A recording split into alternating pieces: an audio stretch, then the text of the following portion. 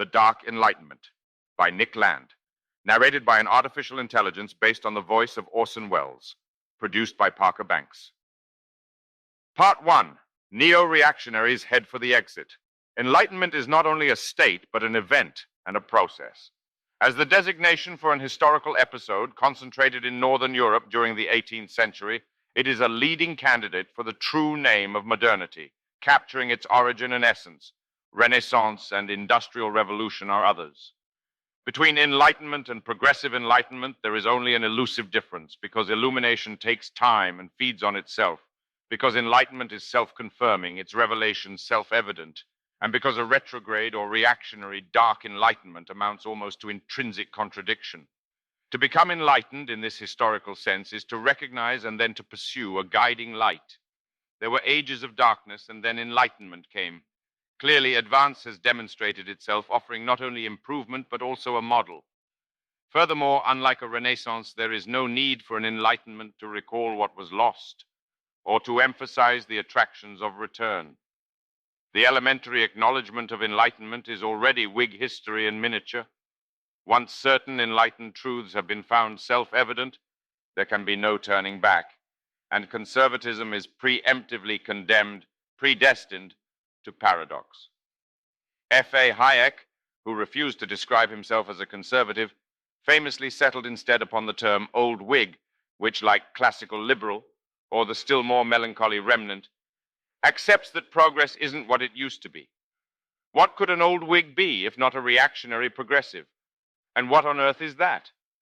Of course, plenty of people already think they know what reactionary modernism looks like, and amidst the current collapse back into the 1930s, their concerns are only likely to grow. Basically, it's what the F word is for, at least in its progressive usage. A flight from democracy under these circumstances conforms so perfectly to expectations that it eludes specific recognition, appearing merely as an atavism or confirmation of dire repetition. Still, something is happening, and it is, at least in part, something else. One milestone was the April 2009 discussion hosted at Cato Unbound among libertarian thinkers, including Patrick Friedman and Peter Thiel, in which disillusionment with the direction and possibilities of democratic politics was expressed with unusual forthrightness. Thiel summarized the trend bluntly. "I no longer believe that freedom and democracy are compatible." In August 2011, Michael Lind posted a democratic riposte at Salon, digging up some impressively malodorous dirt and concluding, "The dread of democracy by libertarians and classical liberals is justified. Libertarianism really is incompatible with democracy. Most libertarians have made it clear which of the two they prefer. The only question that remains to be settled is why anyone should pay attention to libertarians. Lind and the neo-reactionaries seem to be in broad agreement that democracy is not only or even a system, but rather a vector with an unmistakable direction. Democracy and progressive democracy are synonymous and indistinguishable from the expansion of the state. Whilst extreme right-wing governments have, on rare occasions, momentarily arrested this process, its reversal lies beyond the bounds of democratic possibility. Since winning elections is overwhelmingly a matter of vote buying, and society's informational organs, education and media, are no more resistant to bribery than the electorate, a thrifty politician is simply an incompetent politician, and the democratic variant of Darwinism quickly eliminates such misfits from the gene pool. This is a reality that the left applauds, the establishment right grumpily accepts, and the libertarian right has ineffectively railed against. Increasingly, however, libertarians have ceased to care whether anyone is paying them attention. They have been looking for something else entirely, an exit. It is a structural inevitability that the libertarian voice is drowned out in democracy, and according to Lind, it should be. Ever more libertarians are likely to agree. Voice is democracy itself in its historically dominant Rousseauistic strain. It models the state as a representation of popular will, and making oneself heard means more politics. If voting as the mass self-expression of politically empowered peoples is a nightmare engulfing the world, adding to the hubbub doesn't help. Even more than equality versus liberty, voice versus exit is the rising alternative, and libertarians are opting for voiceless flight. Patrick Friedman remarks, We think that free exit is so important that we've called it the only universal human right. For the hardcore neo-reactionaries, democracy is not merely doomed, it is doom itself. Fleeing it approaches an ultimate imperative. The subterranean current that propels such anti-politics is recognizably Hobbesian, a coherent dark enlightenment, devoid from its beginning of any Rousseauistic enthusiasm for popular expression. Predisposed, in any case, to perceive the politically awakened masses as a howling, irrational mob, it conceives the dynamics of democratization as fundamentally degenerative, systematically consolidating and exacerbating private vices, resentments, and deficiencies until they reach the level of collective criminality and comprehensive social corruption. The democratic politician and the electorate are bound together by a circuit of reciprocal incitement, in which each side drives the other to ever more shameless extremities of hooting, prancing cannibalism, until the only alternative to shouting is being eaten. Where the progressive Enlightenment sees political ideals, the Dark Enlightenment sees appetites. It accepts that governments are made out of people and that they will eat well. Setting its expectations as low as reasonably possible, it seeks only to spare civilization from frenzied, ruinous, gluttonous debauch. From Thomas Hobbes to Hans Hermann Hoppe and beyond, it asks, how can the sovereign power be prevented, or at least dissuaded, from devouring society? It consistently finds democratic solutions to this problem risible at best. Hoppe advocates an anarcho-capitalist private law society, but between monarchy and democracy he does not hesitate, and his argument is strictly Hobbesian. As a hereditary monopolist, a king regards the territory and the people under his rule as his personal property, and engages in the monopolistic exploitation of this property. Under democracy, monopoly and monopolistic exploitation do not disappear. Rather, what happens is this. Instead of a king and a nobility who regard the country as their private property, a temporary and interchangeable caretaker is put in monopolistic charge of the country.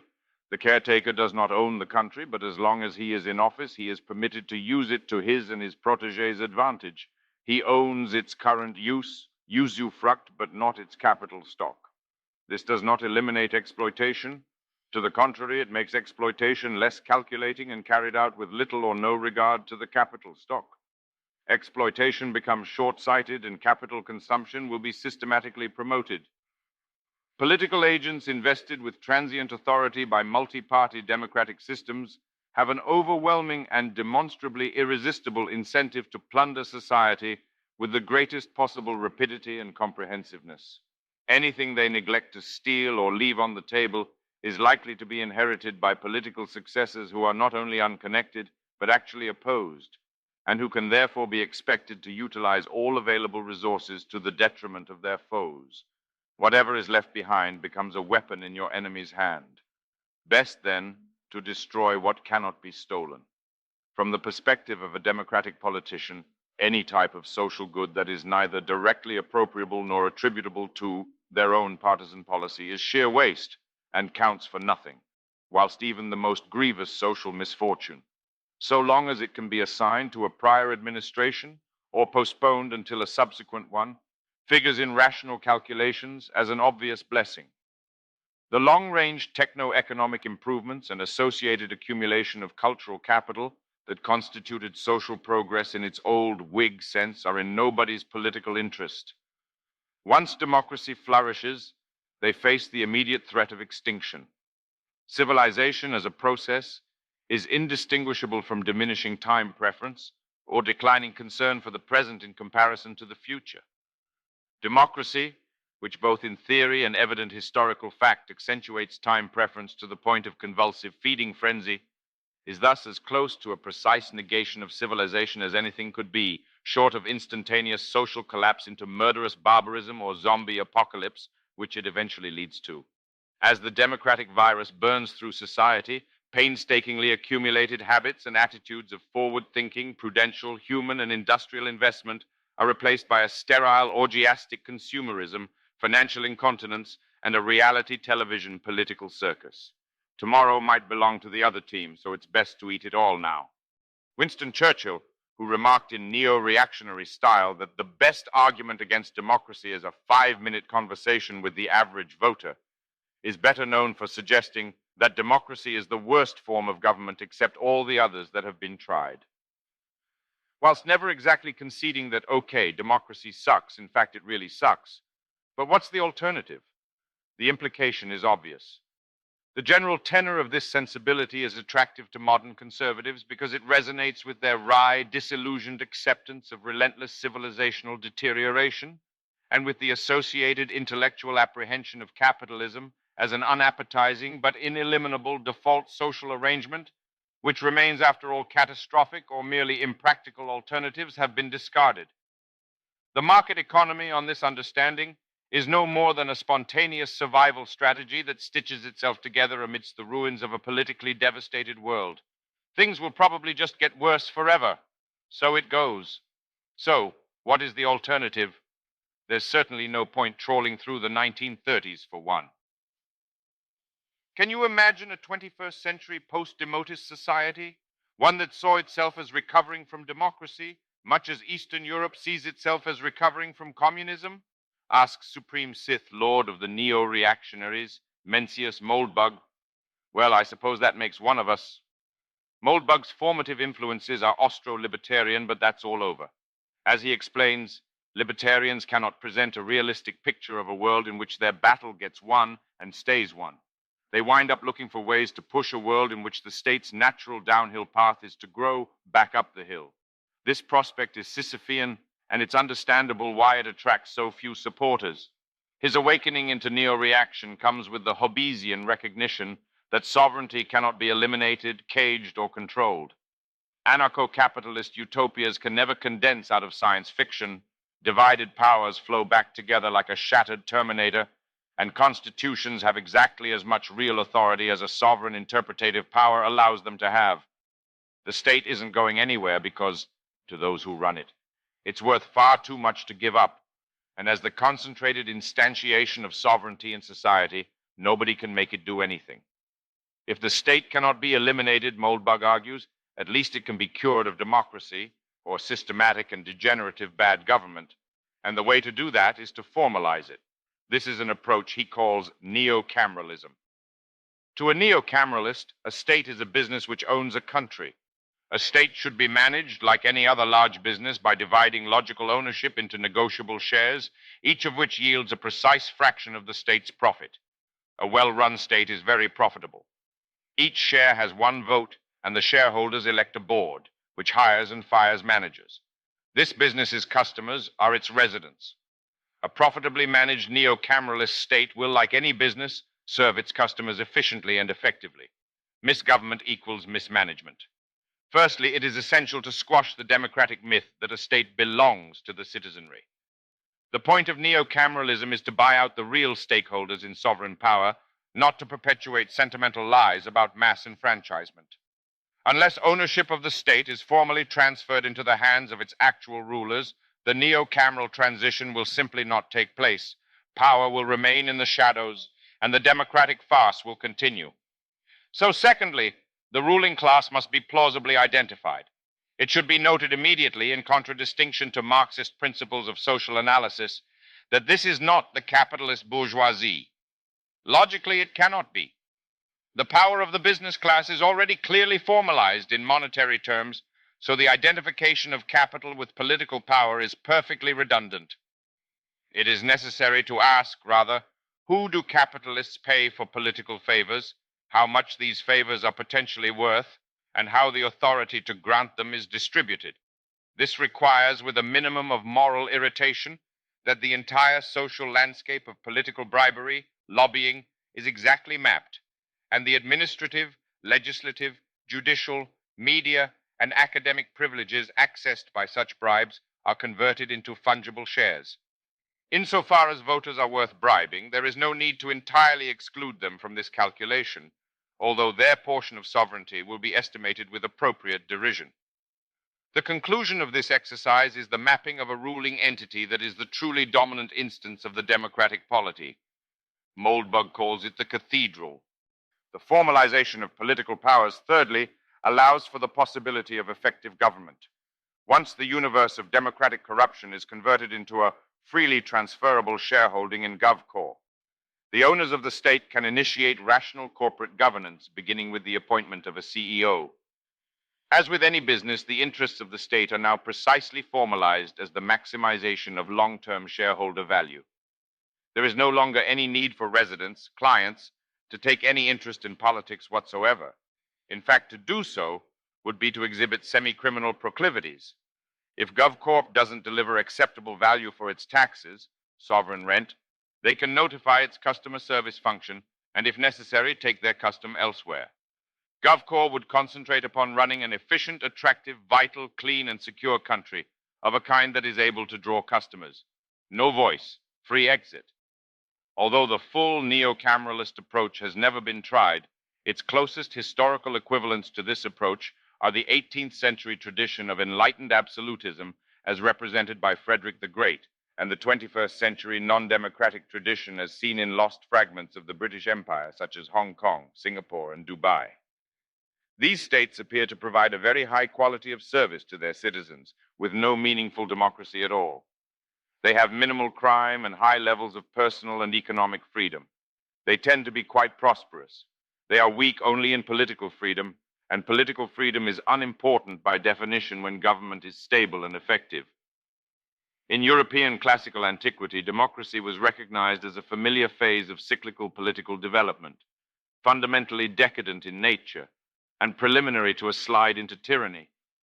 Today, this classical understanding is thoroughly lost and replaced by a global democratic ideology entirely lacking in critical self-reflection that is asserted not as a credible social scientific thesis or even as a spontaneous popular aspiration, but rather as a religious creed of a specific historically identifiable kind. A received tradition I call universalism, which is a non-theistic Christian sect. Some other current labels for this same tradition, more or less synonymous, are progressivism, multiculturalism, liberalism, humanism, leftism, political correctness, and the like. Universalism is the dominant modern branch of Christianity on the Calvinist line, evolving from the English dissenter or Puritan tradition through the Unitarian, Transcendentalist, and progressive movements.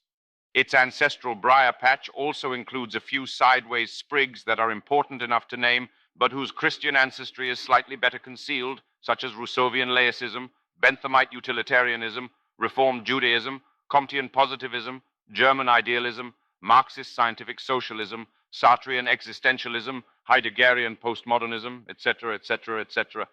Universalism, in my opinion, is best described as a mystery cult of power. It's as hard to imagine universalism without the state as malaria without the mosquito. The point is that this thing, whatever you care to call it, is at least 200 years old and probably more like 5. It's basically the Reformation itself. And just walking up to it and denouncing it as evil is about as likely to work as suing Shub-Niggurath in small claims court.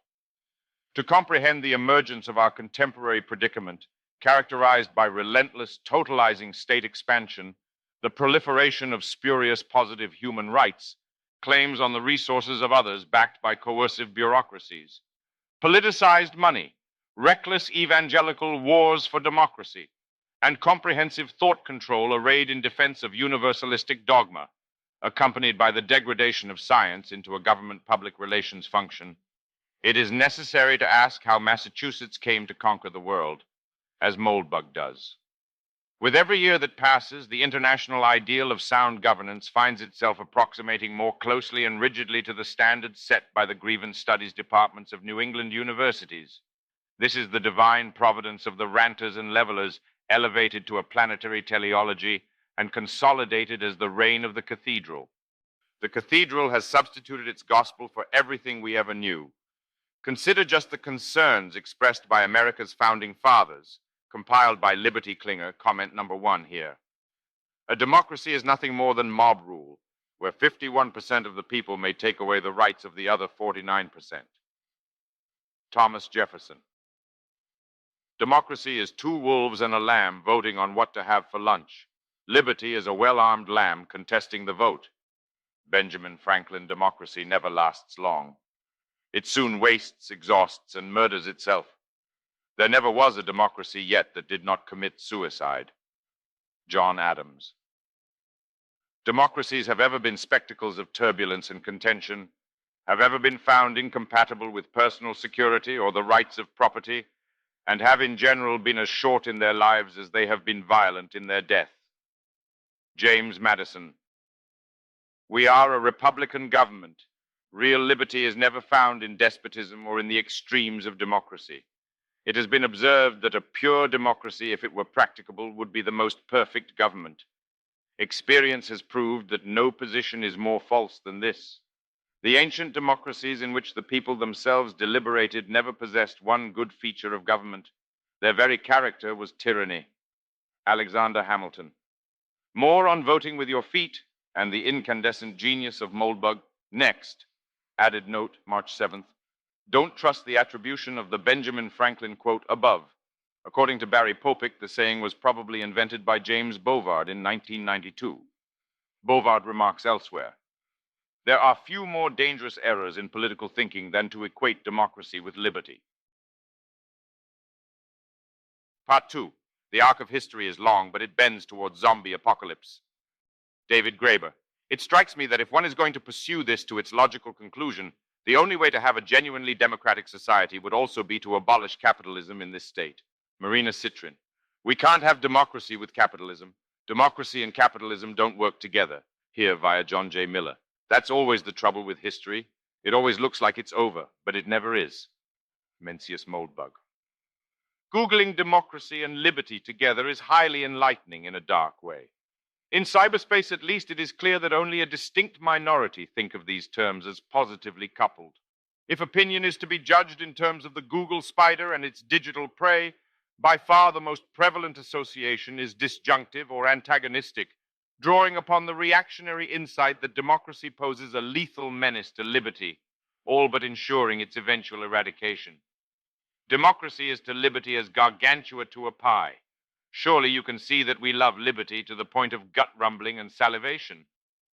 Steve H. Hanker lays out the case authoritatively in his short essay on democracy versus liberty, focused upon the American experience. Most people, including most Americans, would be surprised to learn that the word democracy does not appear in the Declaration of Independence, 1776, or the Constitution of the United States of America, 1789. They would also be shocked to learn the reason for the absence of the word democracy in the founding documents of the USA. Contrary to what propaganda has led the public to believe, America's founding fathers were skeptical and anxious about democracy. They were aware of the evils that accompany a tyranny of the majority. The framers of the Constitution went to great lengths to ensure that the federal government was not based on the will of the majority and was not therefore democratic. If the framers of the Constitution did not embrace democracy, what did they adhere to? To a man, the framers agreed that the purpose of government was to secure citizens in John Locke's trilogy of the rights to life, liberty, and property. He elaborates. The Constitution is primarily a structural and procedural document that itemizes who is to exercise power and how they are to exercise it. A great deal of stress is placed on the separation of powers and the checks and balances in the system. These were not a Cartesian construct or formula aimed at social engineering, but a shield to protect the people from the government. In short, the Constitution was designed to govern the government, not the people. The Bill of Rights establishes the rights of the people against infringements by the state. The only thing that the citizens can demand from the state, under the Bill of Rights, is for a trial by a jury. The rest of the citizens' rights are protections from the state.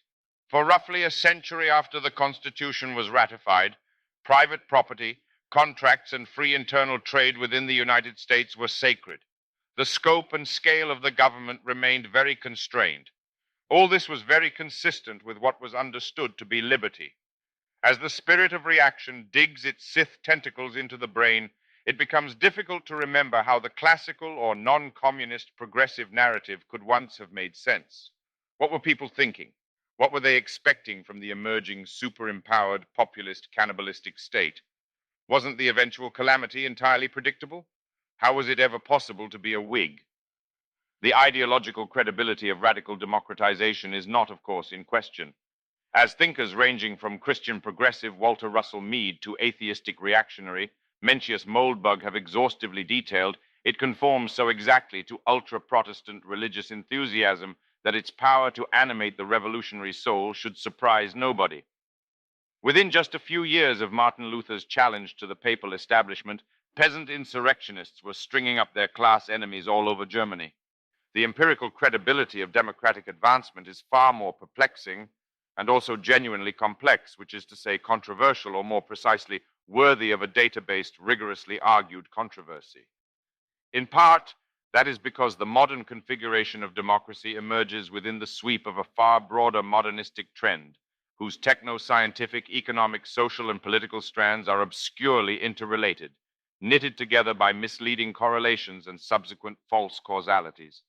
If, as Schumpeter argues, industrial capitalism tends to engender a democratic bureaucratic culture that concludes in stagnation, it might nevertheless seem as though democracy was associated with material progress.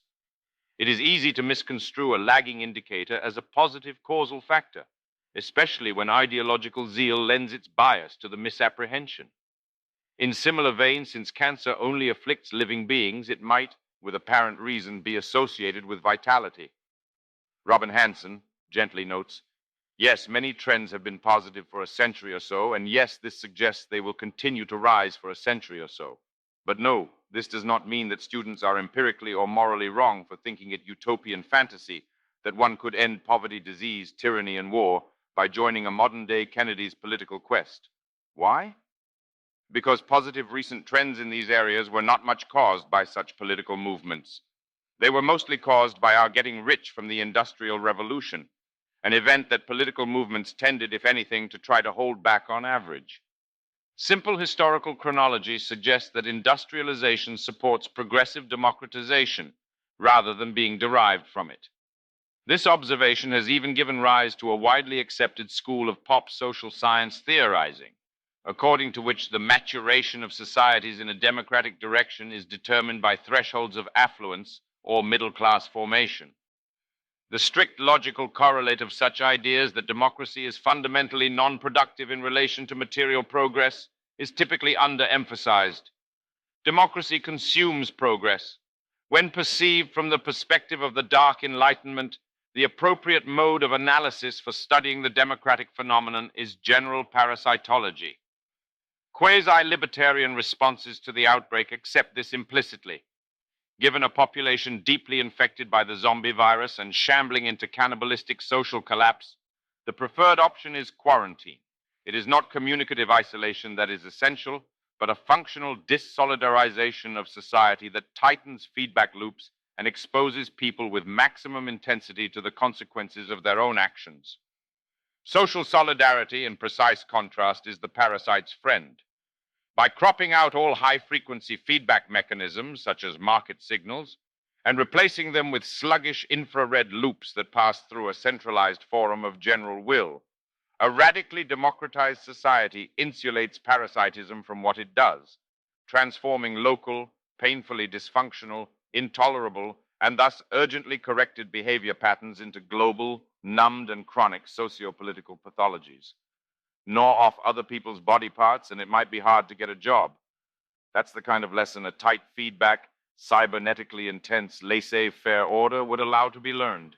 It's also exactly the kind of insensitive, zombie-phobic discrimination that any compassionate democracy would denounce as thought crime, whilst boosting the public budget for the vitally challenged, undertaking consciousness-raising campaigns on behalf of those suffering from involuntary cannibalistic impulse syndrome, affirming the dignity of the zombie lifestyle in higher education curriculums, and rigorously regulating workspaces to ensure that the shuffling undead are not victimized by profit-obsessed, performance-centric, or even unreconstructed animationist employers. As enlightened zombie tolerance flourishes in the shelter of the democratic megaparasite, a small remnant of reactionaries attentive to the effects of real incentives raise the formulaic question, you do realize that these policies lead inevitably to a massive expansion of the zombie population? The dominant vector of history presupposes that such nuisance objections are marginalized, ignored, and, wherever possible, silenced through social ostracism. The remnant either fortifies the basement while stocking up on dried food, ammunition, and silver coins, or accelerates the application process for a second passport and starts packing its bags. If all of this seems to be coming unmoored from historical concreteness, there's a conveniently topical remedy. a little digressive channel hopping over to Greece. As a microcosmic model for the death of the West, playing out in real time, the Greek story is hypnotic. It describes a 2,500-year arc that is far from neat, but irresistibly dramatic, from proto-democracy to accomplished zombie apocalypse. Its preeminent virtue is that it perfectly illustrates the democratic mechanism in extremis, separating individuals and local populations from the consequences of their decisions by scrambling their behavior through large-scale centralized redistribution systems. You decide what you do, but then vote on the consequences. How could anyone say no to that? No surprise that over 30 years of EU membership, Greeks have been eagerly cooperating with a social engineering mega project that strips out all shortwave social signals and reroutes feedback through the grandiose circuitry of European solidarity, ensuring that all economically relevant information is red-shifted through the heat-death sump of the European Central Bank. Most specifically, it has conspired with Europe to obliterate all information that might be contained in Greek interest rates, thus effectively disabling all financial feedback on domestic policy choices. This is democracy in a consummate form that defies further perfection, since nothing conforms more exactly to the general will than the legislative abolition of reality, and nothing delivers the hemlock to reality more definitively than the coupling of Teutonic interest rates with East Mediterranean spending decisions. Live like Hellenes and pay like Germans. Any political party that failed to rise to power on that platform deserves to scrabble for vulture-picked scraps in the wilderness. It's the ultimate no-brainer in just about every imaginable sense of that expression. What could possibly go wrong? More to the point, what did go wrong? Mencius Moldbug begins his unqualified reservation series, How Dawkins Got Pound, or Taken Over Through an Exploitable Vulnerability, with the outlining of design rules for a hypothetical optimal mimetic parasite that would be as virulent as possible. It will be highly contagious, highly morbid, and highly persistent, a really ugly bug. In comparison to this ideological super plague, the vestigial monotheism derided in the God delusion would figure as nothing worse than a moderately unpleasant head cold. What begins as abstract meme tinkering concludes as grand sweep history in the Dark Enlightenment mode. My belief is that Professor Dawkins is not just a Christian atheist, he is a Protestant atheist. And he is not just a Protestant atheist, he is a Calvinist atheist. And he is not just a Calvinist atheist, he is an Anglo-Calvinist atheist. In other words, he can be also described as a Puritan atheist, a dissenter atheist, a nonconformist atheist, an evangelical atheist, etc., etc. This cladistic taxonomy traces Professor Dawkins's intellectual ancestry back about 400 years to the era of the English Civil War. Except, of course, for the atheism theme, Professor Dawkins' kernel is a remarkable match for the ranter, leveler, digger, Quaker, fifth monarchist, or any of the more extreme English dissenter traditions that flourished during the Cromwellian interregnum. Frankly, these dudes were freaks, maniacal fanatics. Any mainstream English thinker of the 17th, 18th, or 19th century informed that this tradition, or its modern descendant, is now the planet's dominant Christian denomination, would regard this as a sign of imminent apocalypse. If you're sure they're wrong, you're more sure than me. Fortunately, Cromwell himself was comparatively moderate. The extreme ultra-Puritan sects never got a solid lock on power under the Protectorate. Even more fortunately, Cromwell got old and died, and Cromwellism died with him. Lawful government was restored to Great Britain, as was the Church of England, and dissenters became a marginal fringe again. And frankly, a damned good riddance it was. However, you can't keep a good parasite down. A community of Puritans fled to America and founded the theocratic colonies of New England. After its military victories in the American Rebellion and the War of Secession, American Puritanism was well on the way to world domination. Its victories in World War I, World War II, and the Cold War confirmed its global hegemony.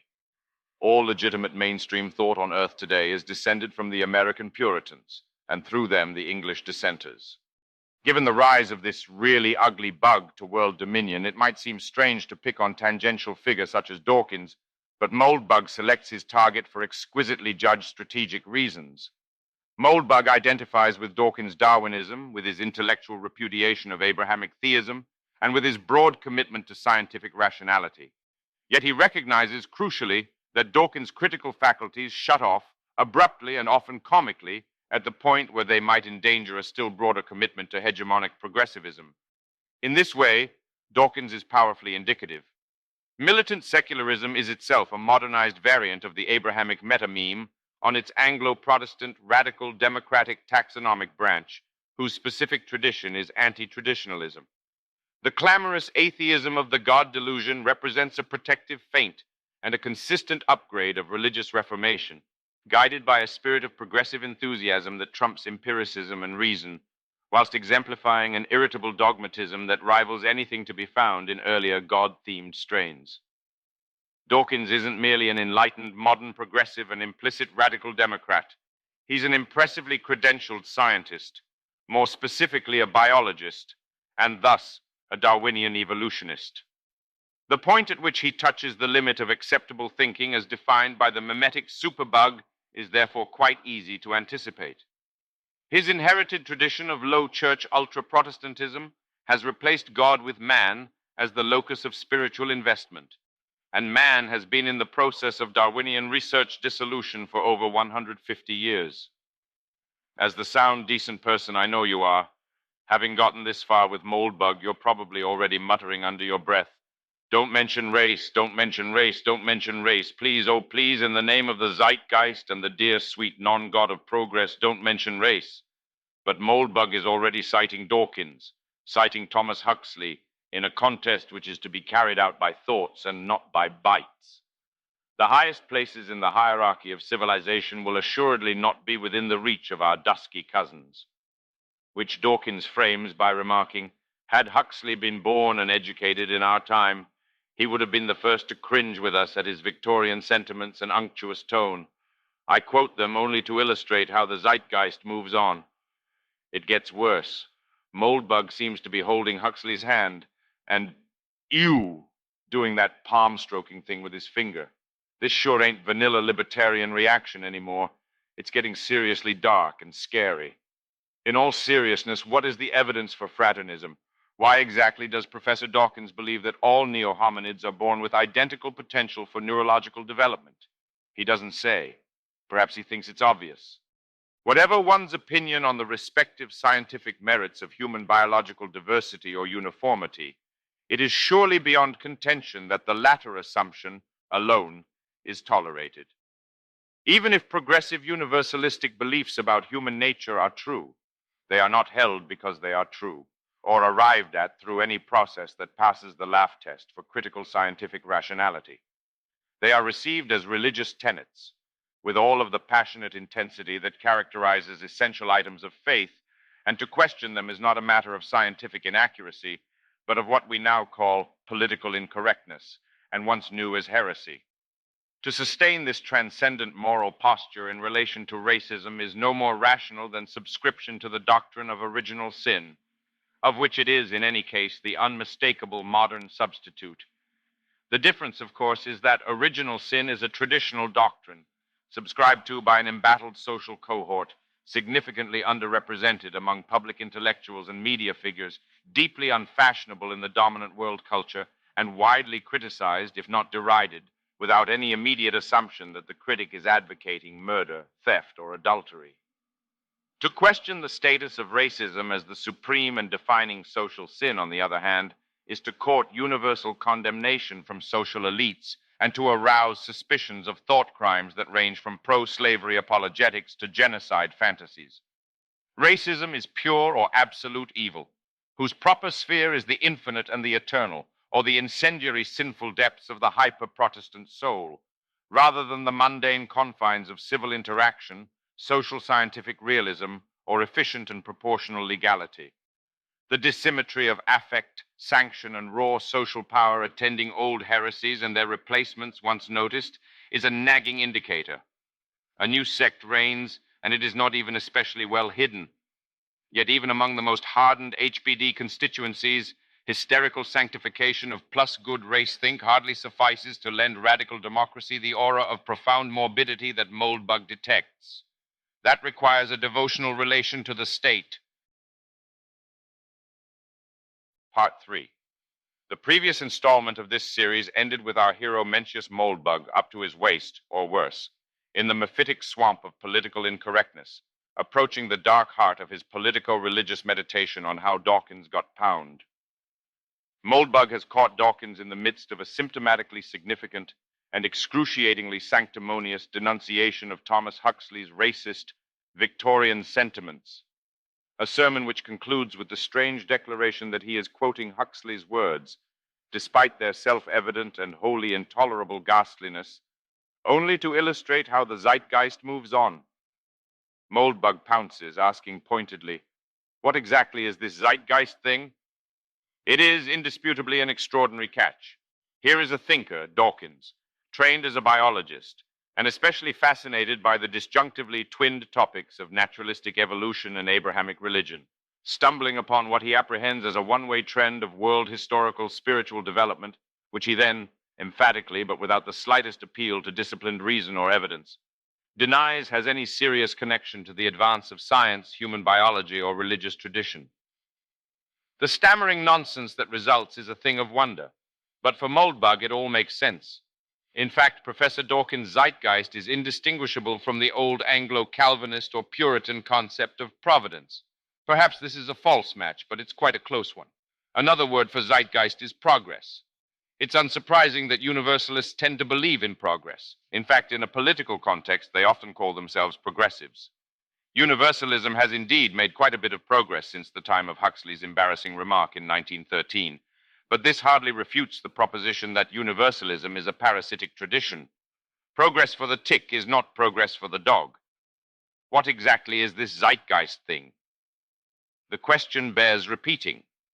Is it not astounding to begin with that when one English Darwinian reaches for a weapon to club another, the most convenient cudgel to hand should be a German word, associated with an abstruse lineage of state-worshipping idealistic philosophy, explicitly referencing a conception of historical time that has no discernible connection to the process of naturalistic evolution?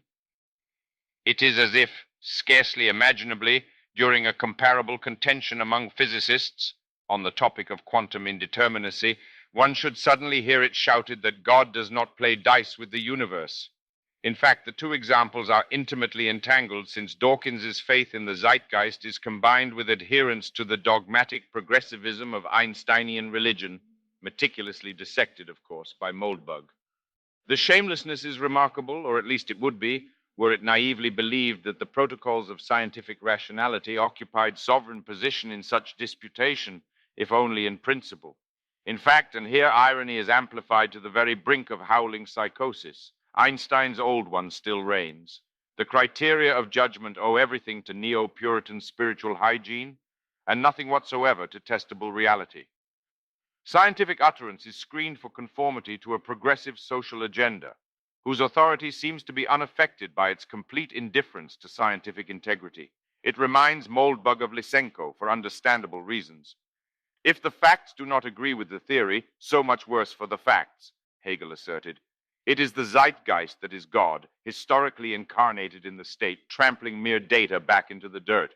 By now, everybody knows where this ends. An egalitarian moral ideal, hardened into a universal axiom or increasingly incontestable dogma, completes modernity's supreme historical irony by making tolerance the iron criterion for the limits of cultural toleration. Once it is accepted universally, or speaking more practically by all social forces wielding significant cultural power, that intolerance is intolerable. Political authority has legitimated anything and everything convenient to itself without restraint. That is the magic of the dialectic or of logical perversity. When only tolerance is tolerable, and everyone who matters accepts this manifestly nonsensical formula as not only rationally intelligible, but as the universally affirmed principle of modern democratic faith, nothing except politics remains. Perfect tolerance and absolute intolerance have become logically indistinguishable, with either equally interpretable as the other, A equals not A, or the inverse. And in the nakedly Orwellian world that results, power alone holds the keys of articulation. Tolerance has progressed to such a degree that it has become a social police function, providing the existential pretext for new inquisitional institutions. We must remember that those who tolerate intolerance abuse tolerance itself, and an enemy of tolerance is an enemy of democracy, Moldbug ironizes.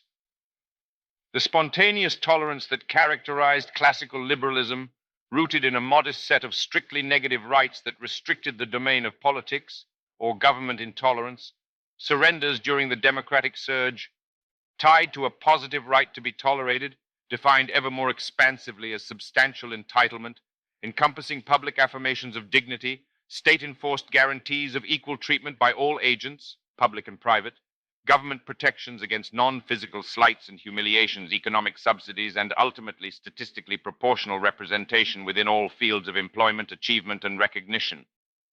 That the eschatological culmination of this trend is simply impossible matters not at all to the dialectic.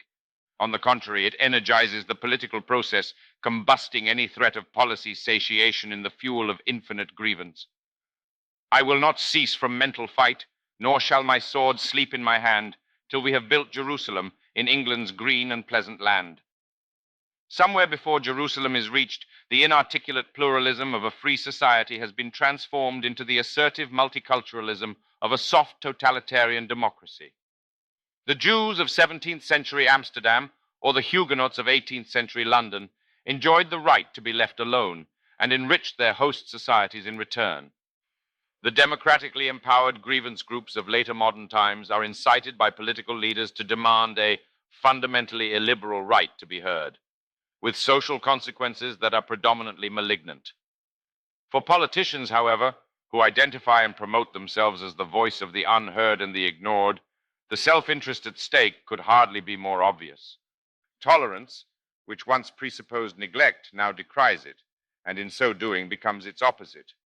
Were this a partisan development, partisan politics of a democratic kind might sustain the possibility of reversion, but it is nothing of the kind. When someone is hurting, government has got to move, declared compassionate conservative U.S. President George W. Bush in a futile effort to channel the cathedral. When the right sounds like this, it is not only dead, but unmistakably reeking of advanced decomposition. Progress has won, but is that bad? Moldbug approaches the question rigorously. If a tradition causes its host to make miscalculations that compromise their personal goals, it exhibits Misesian morbidity.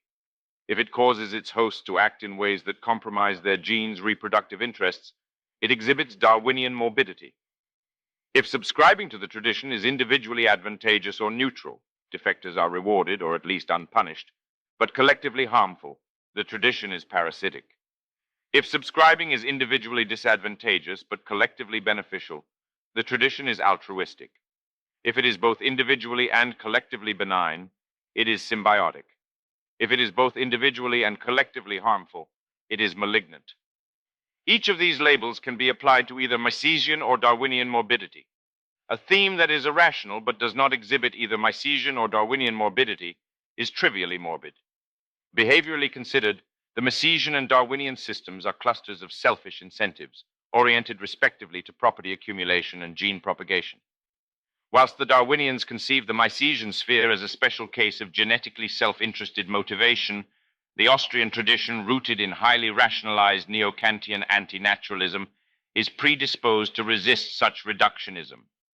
Whilst the ultimate implications of this contest are considerable, under current conditions it is a squabble of minor urgency, since both formations are united in hate, which is to say, in their reactionary tolerance for incentive structures that punish the maladapted. Hate is a word to pause over. It testifies with special clarity to the religious orthodoxy of the cathedral, and its peculiarities merit careful notice. Perhaps its most remarkable feature is its perfect redundancy, when evaluated from the perspective of any analysis of legal and cultural norms that is not inflamed by neo-Puritan evangelical enthusiasm. A hate crime, if it is anything at all, is just a crime plus hate, and what the hate adds is telling. To restrict ourselves momentarily to examples of uncontroversial criminality, one might ask, what is it exactly that aggravates a murder or assault if the motivation is attributed to hate? Two factors seem especially prominent, and neither has any obvious connection to common legal norms. Firstly, the crime is augmented by a purely ideational, ideological, or even spiritual element, attesting not only to a violation of civilized conduct, but also to a heretical intention.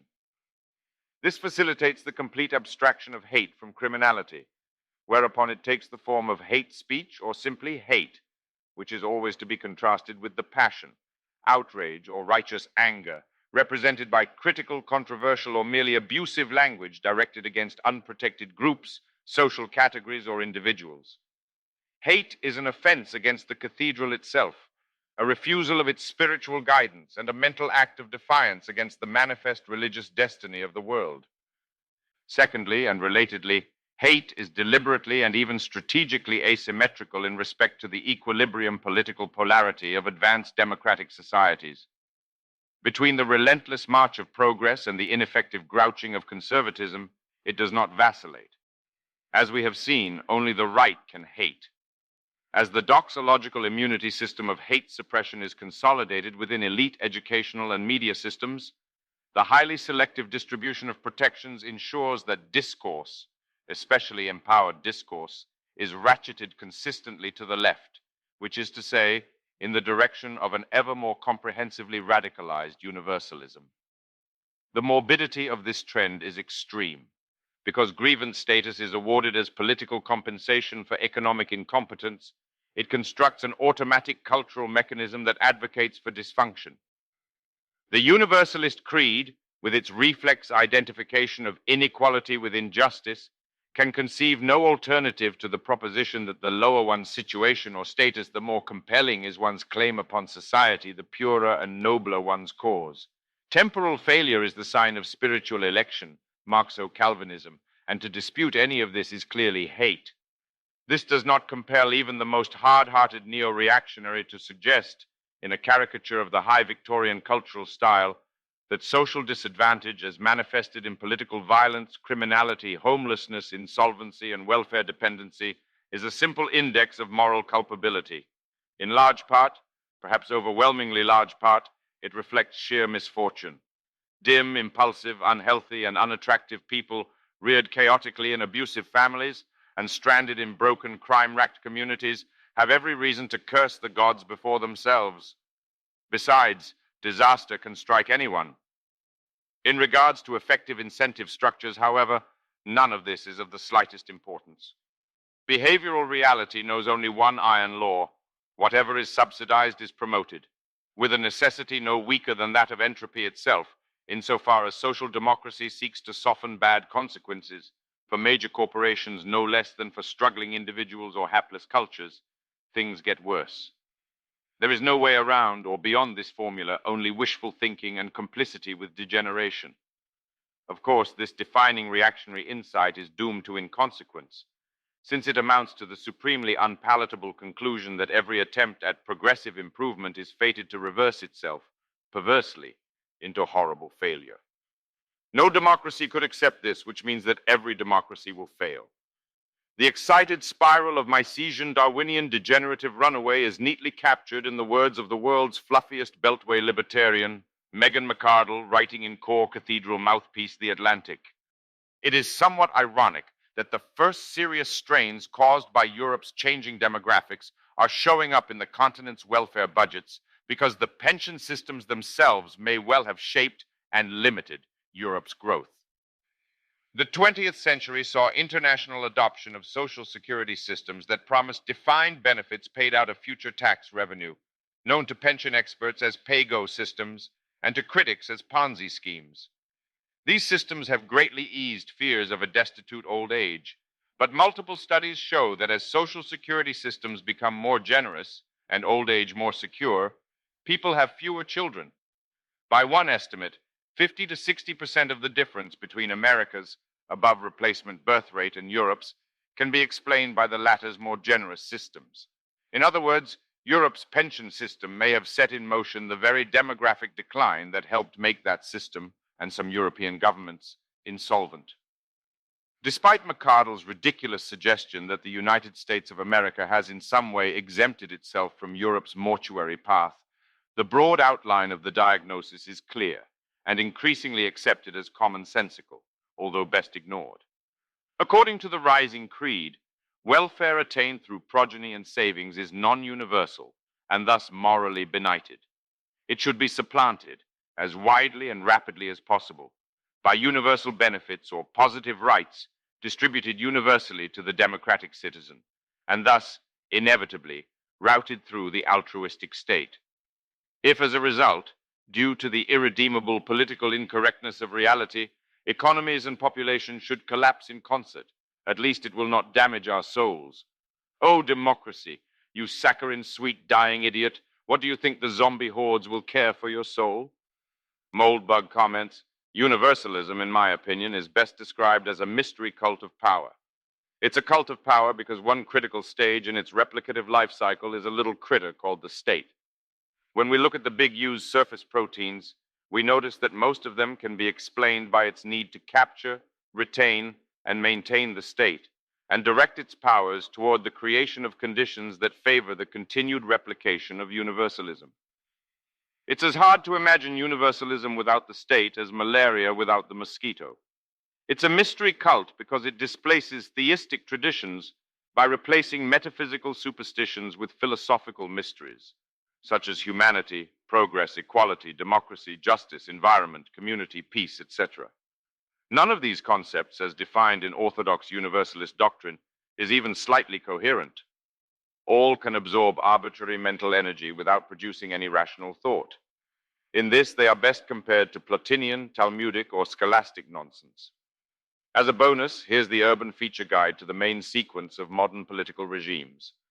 Regime 1, communist tyranny. Typical growth, approximately 0%. Voice, low. Exit, low. Cultural climate, despotic utopianism.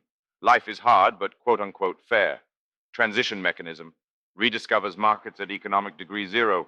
Regime 2, authoritarian capitalism. Typical growth, 5 to 10%. Voice low, exit high. Cultural climate, flinty realism. Life is hard but productive.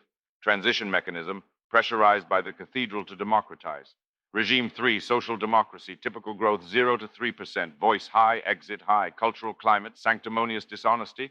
Life is soft and unsustainable. Transition mechanism, can kicking, runs out of road. Regime 4, zombie apocalypse. Typical growth, not applicable. Voice high, mostly useless screaming. Exit high, with fuel, ammo, dried food, precious metal coins. Cultural climate, survivalism. Life is hard to impossible. Transition mechanism, unknown. For all regimes, growth expectations assume moderately competent population, otherwise go straight to 4. Part 4, rerunning the race to ruin. Liberals are baffled and infuriated that poor whites vote Republican. Yet voting on tribal grounds is a feature of all multi-ethnic democracies, whether in Northern Ireland, Lebanon, or Iraq. The more a majority becomes a minority, the more tribal its voting becomes, so that increasingly the Republicans have become the white party. Making this point indelicately got Pat Buchanan the sack, but many others make it too. Will it happen here in the UK? The patterns are not dissimilar. In the 2010 election, the Conservatives won only 16% of the ethnic minority vote, while Labour won the support of 72% of Bangladeshis, 78% of African Caribbeans, and 87% of Africans. The Tories are slightly stronger among British Hindus and Sikhs, mirroring Republican support among Asian Americans, who are more likely to be home-owning professionals and feel less alienated. The Economist recently asked if the Tories had a race problem, but it may just be that democracy has a race problem. Ed West, here.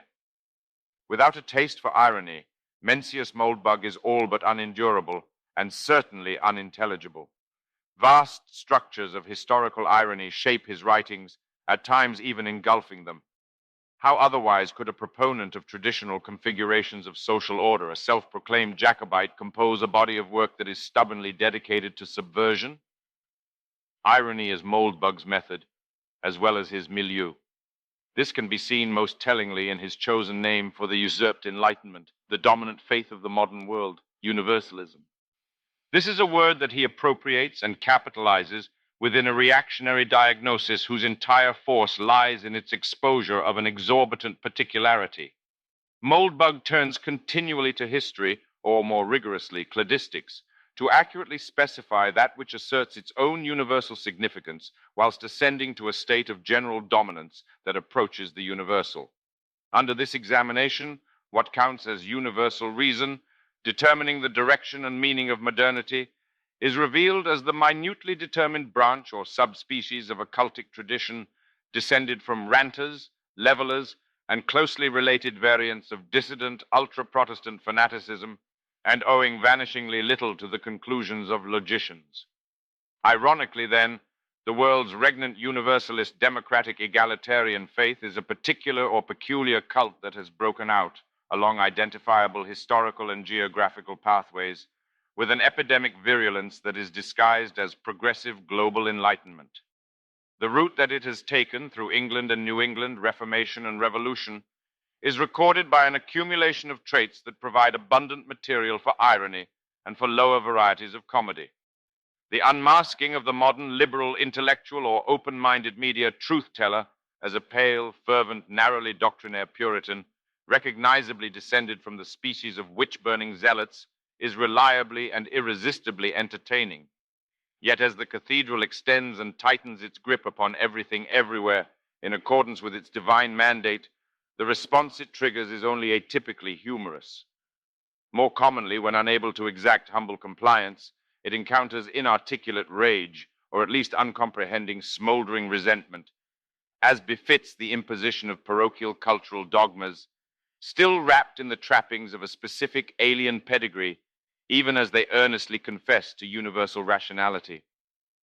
Consider, for instance, the most famous words of America's Declaration of Independence. We hold these truths to be self-evident, that all men are created equal, that they are endowed by their Creator with certain unalienable rights.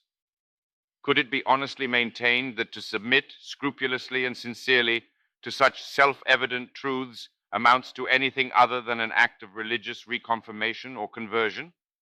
Or denied that in these words, reason and evidence are explicitly set aside to make room for principles of faith? Could anything be less scientific than such a declaration, or more indifferent to the criteria of genuinely universal reasoning? How could anybody who was not already a believer be expected to consent to such assumptions? That the founding statement of the Democratic Republican Creed should be formulated as a statement of pure and doctrinally recognizable faith is information of sorts, but it is not yet irony. The irony begins with the fact that among the elites of today's cathedral, these words of the Declaration of Independence, as well as many others, would be found almost universally to be quaintly suggestive at best, perhaps vaguely embarrassing, and most certainly incapable of supporting literal assent. Even amongst libertarian slanted conservatives, a firm commitment to natural rights is unlikely to proceed confidently and emphatically to their divine origination. For modern liberals, believers in the rights bestowing or entitlement state, such archaic ideas are not only absurdly dated, but positively obstructive. For that reason, they are associated less with revered predecessors than with the retarded fundamentalist thinking of political enemies.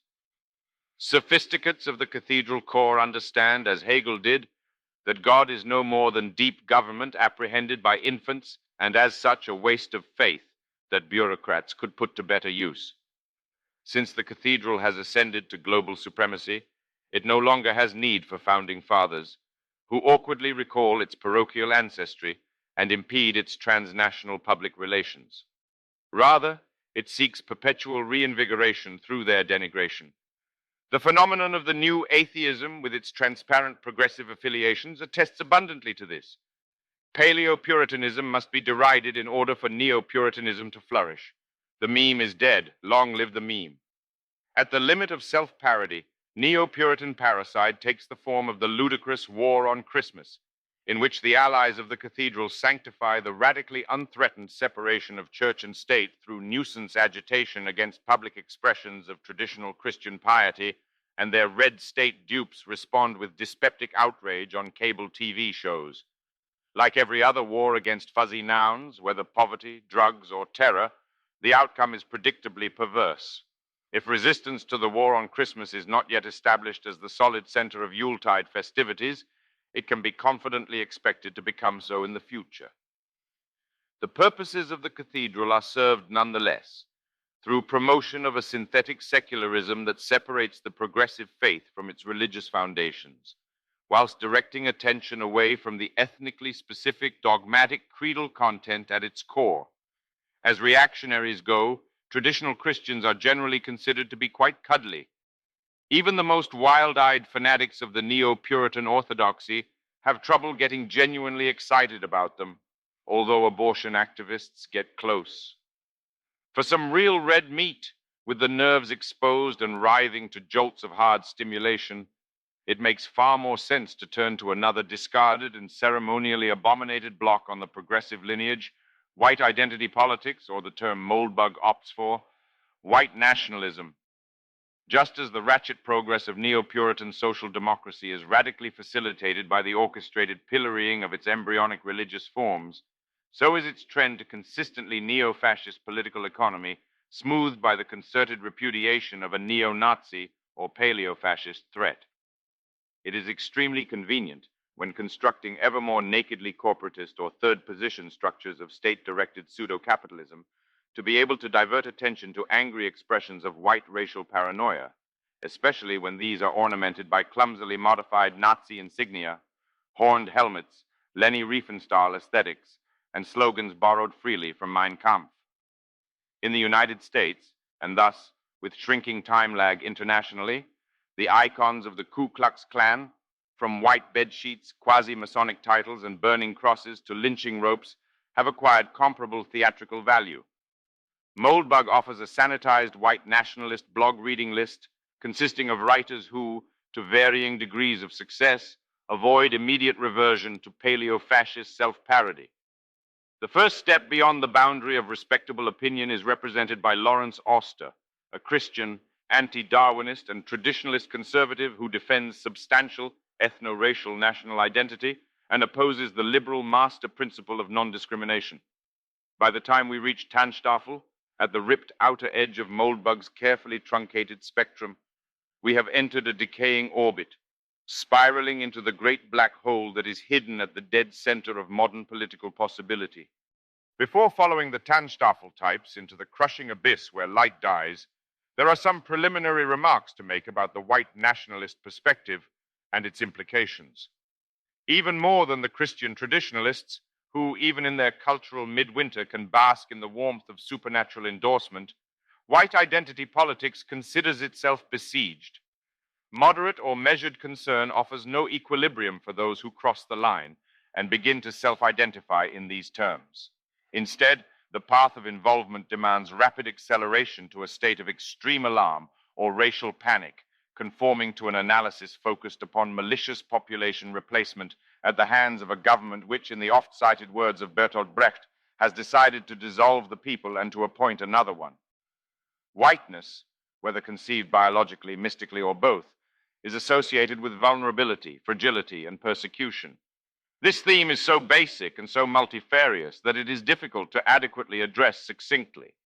It encompasses everything from criminal predation, especially racially charged murders, rapes, and beatings, economic exactions and inverse discrimination, cultural aggression by hostile academic and media systems, and ultimately genocide, or definitive racial destruction.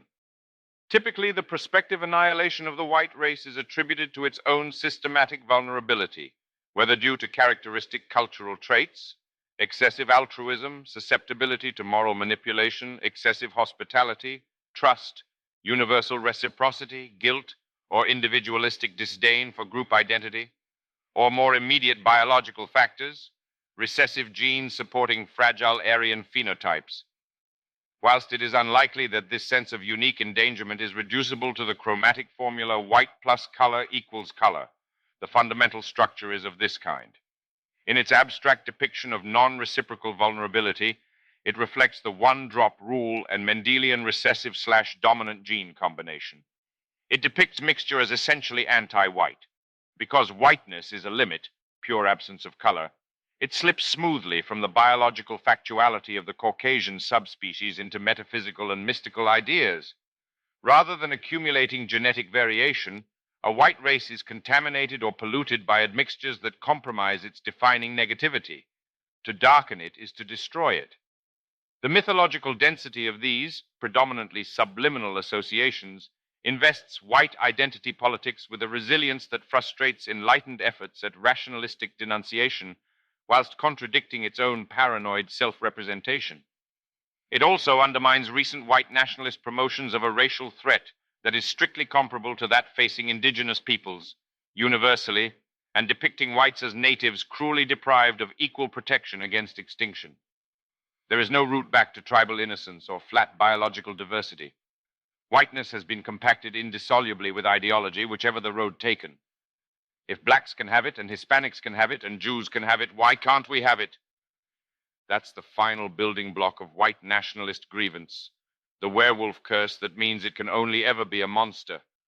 There's exactly one way out for persecuted palefaces, and it leads straight into a black hole. We promised to get back to Tanstaffel, and here we are, in late summer 2007, shortly after he got the Jew thing. There isn't anything very original about his epiphany, which is exactly the point. He quotes himself. Isn't it absurd that anyone would even think to blame Christianity or WASPs for the rise of PC and its catastrophic consequences? Isn't this, in fact, a reversal of the truth? Hasn't the rise and spread of PC eroded the power of Christianity, WASPs, and whites in general? Blaming them is, in effect, blaming the victim. Yes, there are Christians, WASPs, and whites who have fallen for the PC brainwashing. Yes, there are some who have taken it so deeply to heart that they work to expand and protect it. That's the nature of PC. That is its purpose, to control the minds of the people it seeks to destroy.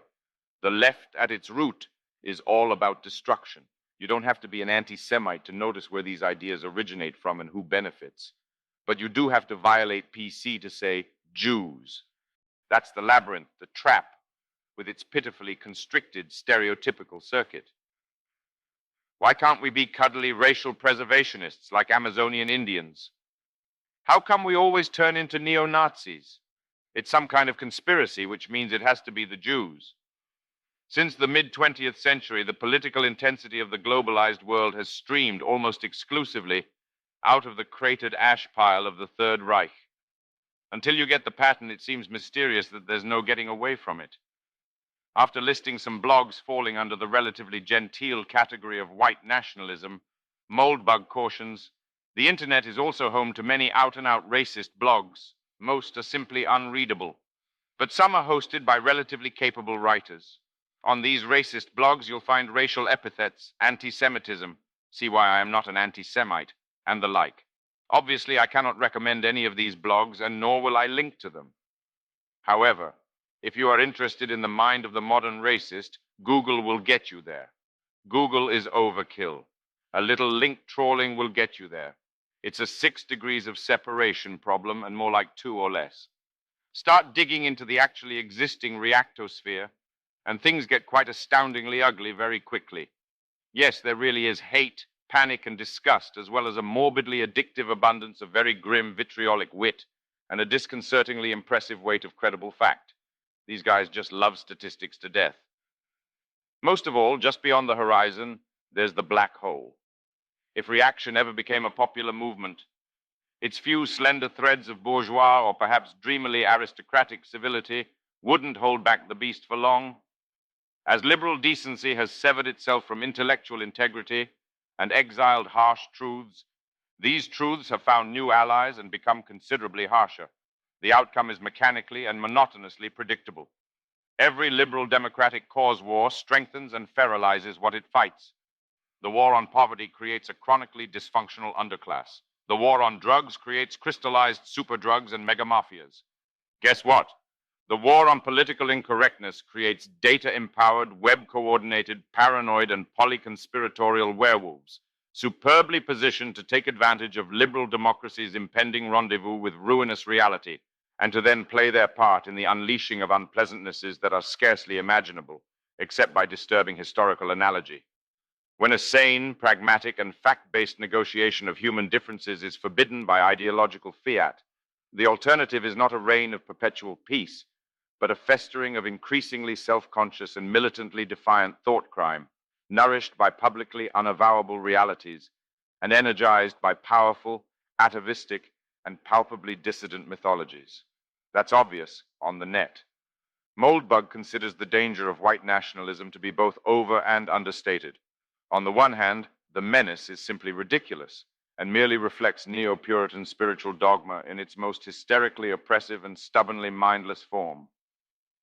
It should be obvious that although I am not a white nationalist, I am not exactly allergic to the stuff, Moldbug remarks, before describing it as the most marginalized and socially excluded belief system in the history of the world, an obnoxious social irritant in any circle which does not include tattooed speed freak bikers. Yet the danger remains, or rather is under construction. I can imagine one possibility which might make white nationalism genuinely dangerous. White nationalism would be dangerous if there was some issue on which white nationalists were right and everyone else was wrong. Truth is always dangerous. Contrary to common belief, it does not always prevail, but it's always a bad idea to turn your back on it. While the evidence for human cognitive biodiversity is indeed debatable, what's not debatable is that it is debatable, even though everyone who is not a white nationalist has spent the last 50 years informing us that it is not debatable. There's far more to Moldbug's essay, as there always is. Eventually, it explains why he rejects white nationalism on grounds that owe nothing to conventional reflexes. But the dark heart of the essay, lifting it beyond brilliance to the brink of genius, is found early on at the edge of a black hole. Why does white nationalism strike us as evil? Because Hitler was a white nationalist and Hitler was evil. Neither of these statements is remotely controvertible. There is exactly one degree of separation between white nationalism and evil, and that degree is Hitler. Let me repeat, Hitler. The argument seems watertight. Hitler tight? But it holds no water at all. Why does socialism strike us as evil? Because Stalin was a socialist and Stalin was evil. Anyone who wants to seriously argue that Stalin was less evil than Hitler has an awful long row to hoe. Not only did Stalin order more murders, his murder machine had its heyday in peacetime, whereas Hitler's can at least be seen as a war crime against enemy civilians. Whether this makes a difference can be debated, but if it does, it puts Stalin on top. And yet I have never had or seen anything like the red flag's response to socialism, the sense of the presence of evil. If I saw a crowd of young, fashionable people lining up at the box office for a hagiographic biopic on Reinhard Heydrich, chills would run up and down my neck. For Ernesto Guevara, I have no emotional response. Perhaps I think it's stupid and sad. I do think it's stupid and sad, but it doesn't freak me out. Any attempt to be nuanced, balanced, or proportional in the moral case against Hitler is to entirely misconstrue the nature of the phenomenon. This can be noted quite regularly in Asian societies, for instance, because the ghost of the Third Reich does not occupy central position in their history, or rather their religion, although as the inner sanctum of the cathedral, it is determined to, and shows almost every sign of succeeding. A brief digression on cross-cultural misunderstanding and reciprocal blindness might be merited at this point. When Westerners pay attention to the God-Emperor style of political devotion that has accompanied modern totalitarianism in East Asia, the conclusion typically drawn is that this pattern of political feeling is exotically alien, morbidly amusing, and ultimately chillingly incomprehensible. Contemporary comparisons with laughably non-numinous Western democratic leaders only deepen the confusion, as do clumsy quasi-Marxist references to feudal sensibilities, as if absolute monarchy was not an alternative to feudalism, and as if absolute monarchs were worshipped. How could a historical and political figure ever be invested with the transcendent dignity of absolute religious meaning? It seems absurd. Look, I'm not saying that Hitler was a particularly nice guy. To imagine such words is already to see many things. It might even provoke the question, does anybody within the cathedral's globalized world still think that Adolf Hitler was less evil than the Prince of Darkness himself? Perhaps only a few scattered paleo-Christians who stubbornly insist that Satan is really, really bad, and an even smaller number of neo-Nazi ultras who think Hitler was kind of cool. For pretty much everybody else, Hitler perfectly personifies demonic monstrosity, transcending history and politics to attain the stature of a metaphysical absolute, evil incarnate. Beyond Hitler, it is impossible to go or think. This is surely interesting, since it indicates an eruption of the infinite within history, a religious revelation of inverted yet structurally familiar Abrahamic type. Holocaust theology already implies as much. In this regard, rather than Satan, it might be more helpful to compare Hitler to the Antichrist, which is to say, to a mirror messiah of reversed moral polarity. There was even an empty tomb. Hitlerism Neutrally conceived, therefore, is less a pro-Nazi ideology than a universal faith, speciated within the Abrahamic superfamily and united in acknowledging the coming of pure evil on earth.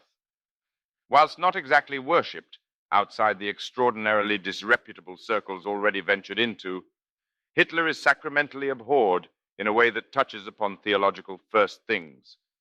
If to embrace Hitler as God is a sign of highly lamentable politico-spiritual confusion, at best, to recognize his historical singularity and sacred meaning is near mandatory, since he is affirmed by all men of sound faith as the exact complement of the incarnate God, the revealed anti-Messiah or adversary.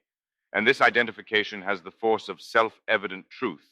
Did anybody ever need to ask why the reductio ad Hitlerum works? Conveniently, like the secularized neo-Puritanism that it swallows, aversive Hitlerism can be safely taught in American schools at a remarkably high level of religious intensity. Insofar as progressive or programmatic history continues, this suggests that the Church of Sacred Hitlerite Abomination will eventually supplant its Abrahamic predecessors to become the world's triumphant ecumenical faith. How could it not? After all, unlike vanilla deism, this is a faith that fully reconciles religious enthusiasm with enlightened opinion, equally adapted with consummate amphibious capability to the convulsive ecstasies of popular ritual and the letter pages of the New York Times. Absolute evil once walked amongst us and lives still. How is this not already the principal religious message of our time? All that remains unfinished is the mythological consolidation, and that has long been underway. There's still some bone fragment picking to do among the ashes and debris in Part 5 before turning to healthier things. Part 4A, a multi-part sub-digression into racial terror. My own sense of the thing is that underneath the happy talk, underneath the dogged adherence to failed ideas and dead theories, underneath the shrieking and anathematizing at people like me, there is a deep and cold despair. In our innermost hearts, we don't believe racial harmony can be attained, hence the trend to separation. We just want to get on with our lives away from each other. Yet for a moralistic, optimistic people like Americans, this despair is unbearable. It's pushed away somewhere we don't have to think about it.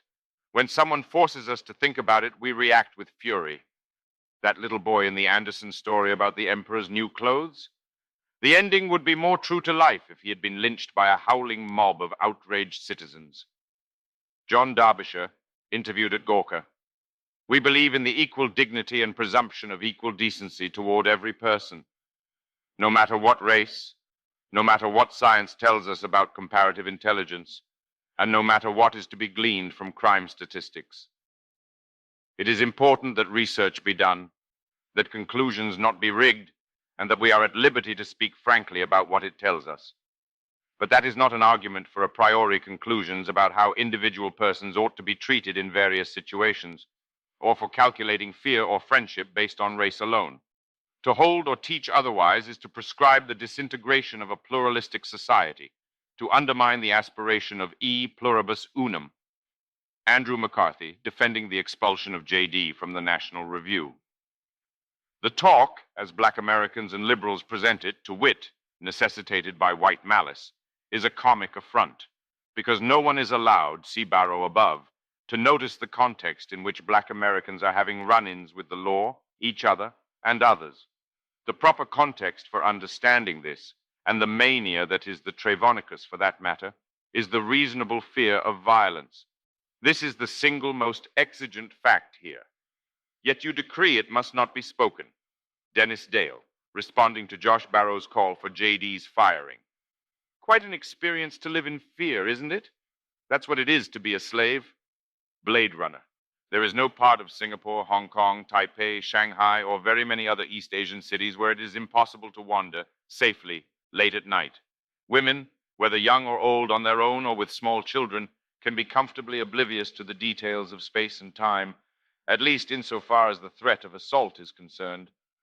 Whilst this might not be quite sufficient to define a civilized society, it comes extremely close. It is certainly necessary to any such definition. The contrary case is barbarism. These lucky cities of the Western Pacific Rim are typified by geographical locations and demographic profiles that conspicuously echo the embarrassingly well-behaved model minorities of Occidental countries. They are non-obnoxiously dominated by populations that, due to biological heredity, deep cultural traditions, or some inextricable entanglement of the two, find polite, prudent, and pacific social interactions comparatively effortless and worthy of continuous reinforcement.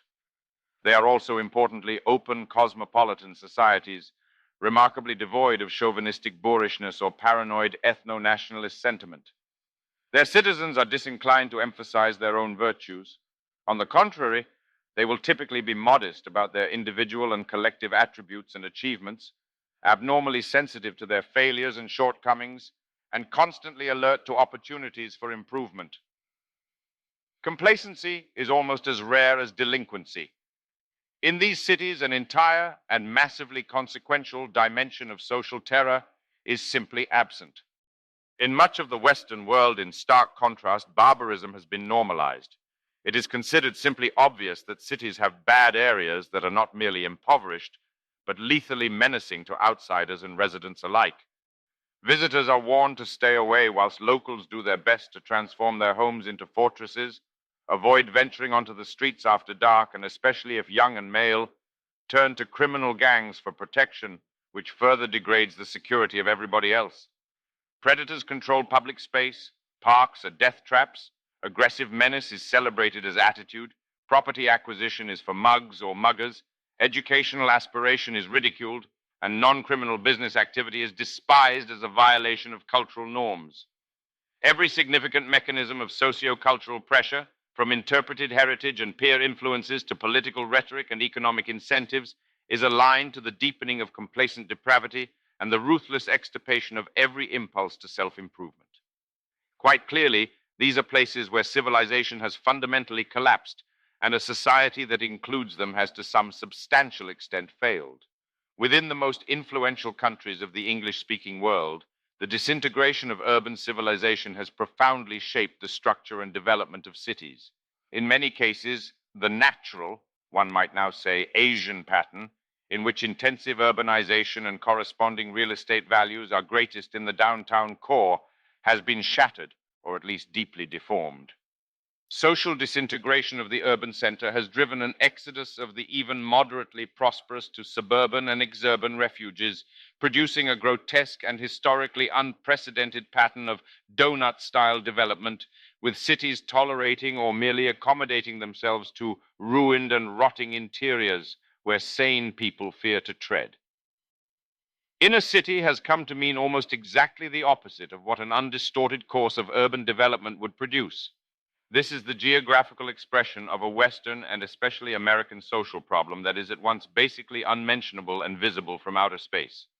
Surprisingly, the core-crashed donut syndrome has a notably insensitive yet commonly accepted name which captures it in broad outlines, at least according to its secondary characteristics, and to a reasonable degree of statistical approximation: white flight. This is an arresting term for a variety of reasons. It is stamped, first of all, by the racial bipolarity that, as a vital archaism, resonates with America's chronic social crisis at a number of levels. While superficially outdated in an age of many-hued multicultural and immigration issues, it reverts to the undead code inherited from slavery and segregation, perpetually identified with Faulkner's words, "The past is not dead, it isn't even past." Yet even in this untypical moment of racial candor, blackness is elided and implicitly disconnected from agency. It is denoted only by illusion as a residue, concentrated passively and derivatively by the sifting function of a highly adrenalized white panic. What cannot be said is indicated even as it is unmentioned. A distinctive silence accompanies the broken half-expression of a mute tide of racial separatism, driven by civilizationally disabling terrors and animosities, whose depths and structures of reciprocity remain unavowable. What the Puritan exodus from old to new world was to the foundation of Anglophone global modernity, white flight is to its fraying and dissolution. As with the pre-founding migration, what gives white flight ineluctable relevance here is its sub-political character, all exit and no voice. It is the subtle, non-argumentative, non-demanding other of social democracy and its dreams, the spontaneous impulse of dark enlightenment, as it is initially glimpsed, at once disillusioning and implacable. The core crashed donut is not the only model of sick city syndrome. The shanty fringe phenomenon emphasized in Mike Davis's Planet of Slums is very different. Nor is donut disaster urbanism reducible to racial crisis, at least in its origins. Technological factors have played a crucial role, most prominently automobile geography, as have quite other long-standing cultural traditions, such as the construction of suburbia as a bourgeois idol. Yet all such lineages have been in very large measure supplanted by, or at least subordinated to, the inherited and still emerging race problem. So what is this problem? How is it developing? Why should anybody outside America be concerned about it?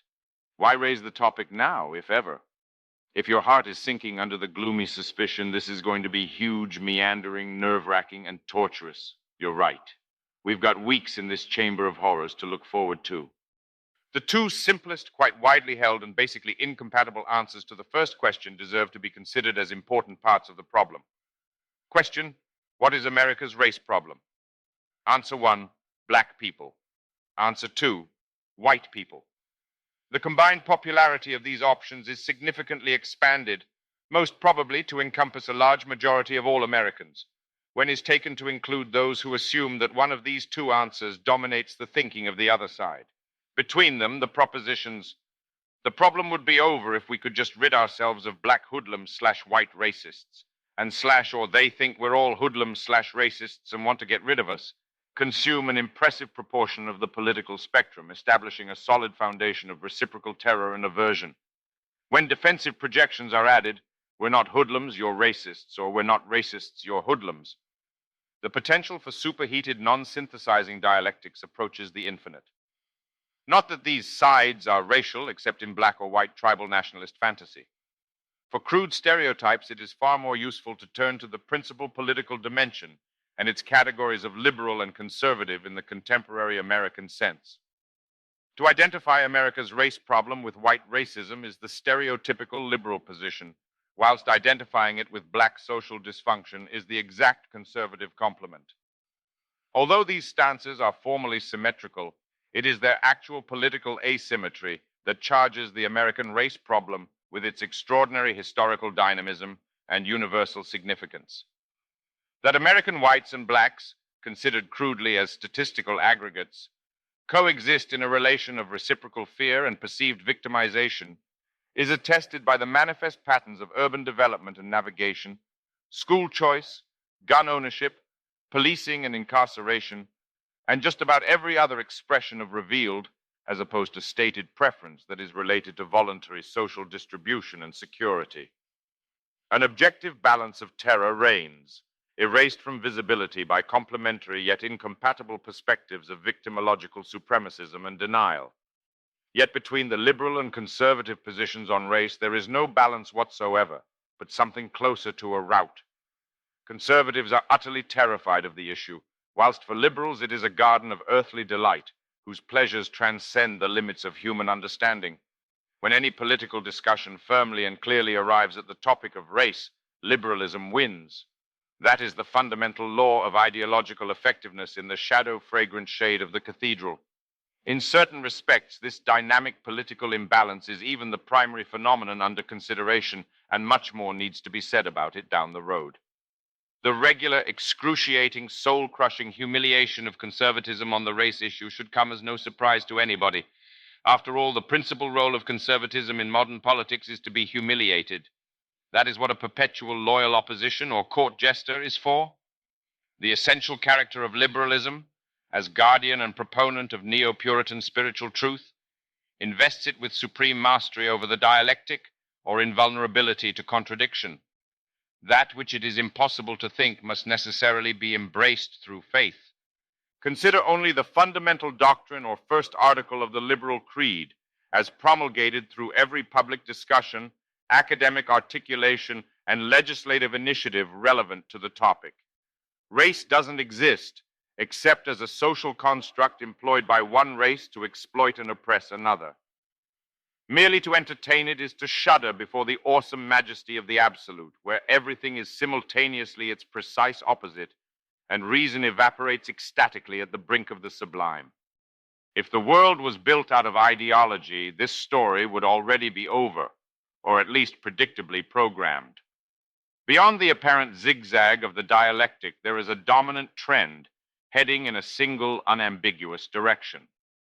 Yet the liberal progressive solution to the race problem, open-endedly escalating, comprehensively systematic, dynamically paradoxical anti-racism, confronts a real obstacle that is only very partially reflected in conservative attitudes, rhetoric, and ideology. The real enemy, glacial, inchoate, and non-argumentative, is white flight. At this point, explicit reference to the Derbyshire case becomes irresistible. There is a very considerable amount of complex, recent historical context that cries out for introduction, the cultural convulsion attending the Trayvon Martin incident in particular, but there'll be time for that later. Oh yes, I'm afraid so. Derbyshire's intervention and the explosion of words it provoked, while to some extent illuminated by such context, far exceeds it. That is because the crucial unspoken term, both in Derbyshire's now notorious short article and also, apparently, in the responses it generated, is white flight.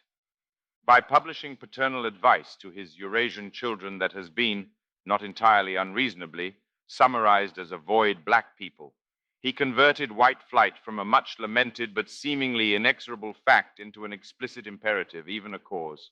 Don't argue, flee. The word Derbyshire emphasizes in his own penumbra of commentary and in antecedent writings is not flight or panic, but despair. When asked by blogger Vox Day whether he agreed that the race card had become less intimidating over the past 2 decades, Derbyshire replies, "One factor, which I've written about more than once, I think, in the United States, is just despair. I am of a certain age, and I was around 50 years ago. I was reading the newspapers and following world events, and I remember the civil rights movement. I was in England, but we followed it. I remember it. I remember what we felt about it and what people were writing about it. It was full of hope. The idea in everyone's mind was that if we strike down these unjust laws and we outlaw all this discrimination, then we'll be whole. Then America will be made whole. After an intermediate period of a few years, who knows, maybe 20 years, with a hand up from things like affirmative action, Black America will just merge into the general population and the whole thing will just go away." That's what everybody believed. Everybody thought that. And it didn't happen. Here we are, we're 50 years later, and we've still got these tremendous disparities in crime rates, educational attainment, and so on. And I think, although they're still mouthing the platitudes, Americans in their hearts feel a kind of cold despair about it. They feel that Thomas Jefferson was probably right and we can't live together in harmony. I think that's why you see this slow ethnic disaggregation. We have a very segregated school system now. There are schools within 10 miles of where I'm sitting that are 98% minority. In residential housing, too, it's the same thing. So I think there is a cold, dark despair lurking in America's collective heart about the whole thing. This is a version of reality that few want to hear. As Derbyshire recognizes, Americans are a predominantly Christian, optimistic, can-do people whose collective heart is unusually maladapted to an abandonment of hope. This is a country culturally hardwired to interpret despair not merely as error or weakness, but as sin. Nobody who understands this could be remotely surprised to find bleak hereditarian fatalism being rejected, typically with vehement hostility, not only by progressives, but also by the overwhelming majority of conservatives. At NRO, Andrew C. McCarthy no doubt spoke for many in remarking, "There is a world of difference, though, between the need to be able to discuss uncomfortable facts about IQ and incarceration on the one hand, and on the other, to urge race as a rationale for abandoning basic Christian charity." Others went much further. At the Examiner, James Gibson seized upon John Derbyshire's vile racist screed as the opportunity to teach a wider lesson, the danger of conservatism divorced from Christianity. Since Derbyshire does not believe that Jesus of Nazareth was divine and that the resurrection was a real event, he cannot comprehend the great mystery of the incarnation, whereby the divine truly did take on human flesh in the person of Jesus of Nazareth and suffered death at the hands of a fallen humanity in order to redeem that humanity out of its state of fallenness. Herein lies the danger of a conservative socio-political philosophy divorced from a robust Christian faith. It becomes a dead ideology spawning a view of humanity that is toxic, fatalistic, and, as Derbyshire proves abundantly, uncharitable. It was, of course, on the left that the fireworks truly ignited. Elspeth Reeve at the Atlantic Wire contended that Derbyshire had clung on to his relation with the National Review because he was offering the magazine's less enlightened readers what they wanted: dated racial stereotypes. Like Gibson on the right, she was keen for people to learn a wider lesson. Don't think for a minute this stops with Derbyshire. The stunningly uncooperative comments thread to her article is worth noting. At Gawker, Louis Peitzman jumped the shark in the approved direction by describing Derbyshire's horrifying diatribe as the most racist article possible. A judgment that betrays extreme historical ignorance, a sheltered life, unusual innocence, and a lack of imagination, as well as making the piece sound far more interesting than it actually is. Peitzman's commentators are impeccably liberal and, of course, uniformly, utterly, shatteringly appalled to the point of orgasm. Beyond the emoting, Peitzman doesn't offer much content, excepting only a little extra emoting, this time mild satisfaction mixed with residual rage, at the news that Derbyshire's punishment has at least begun, a step in the right direction, with his canning from the National Review. Joanna Schroeder, writing at something called the Good Feed blog, sought to extend the purge beyond Derbyshire to include anybody who had not yet erupted into sufficiently melodramatic paroxysms of indignation, starting with David Weigel at Slate, who she doesn't know in real life, but in reading this piece, it seems you just might be a racist, pal. There are so many racist, dehumanizing references to black people in Derbyshire's article that I have to just stop myself here before I recount the entire thing point by point with fuming rage she shares. Unlike Peitzman, however, at least Schroeder has a point, the racial terror dialectic, propagating the idea that we should be afraid of black men, of black people in general, makes this world dangerous for innocent Americans. Your fear makes you scary, although apparently not with legitimate reciprocity. As for Weigel, he gets the terror good and hard. Within hours, he's back at the keyboard apologizing for his previous insouciance and for the fact he never ended up saying the obvious. People, the essay was disgusting. So what did Derbyshire actually say? Where did it come from? And what does it mean to American politics and beyond? This subseries will comb through the spectrum from left to right in search of suggestions, with sociogeographically manifested white panic and despair as a guiding thread. Coming next, the liberal ecstasy. Part 4B, Obnoxious Observations.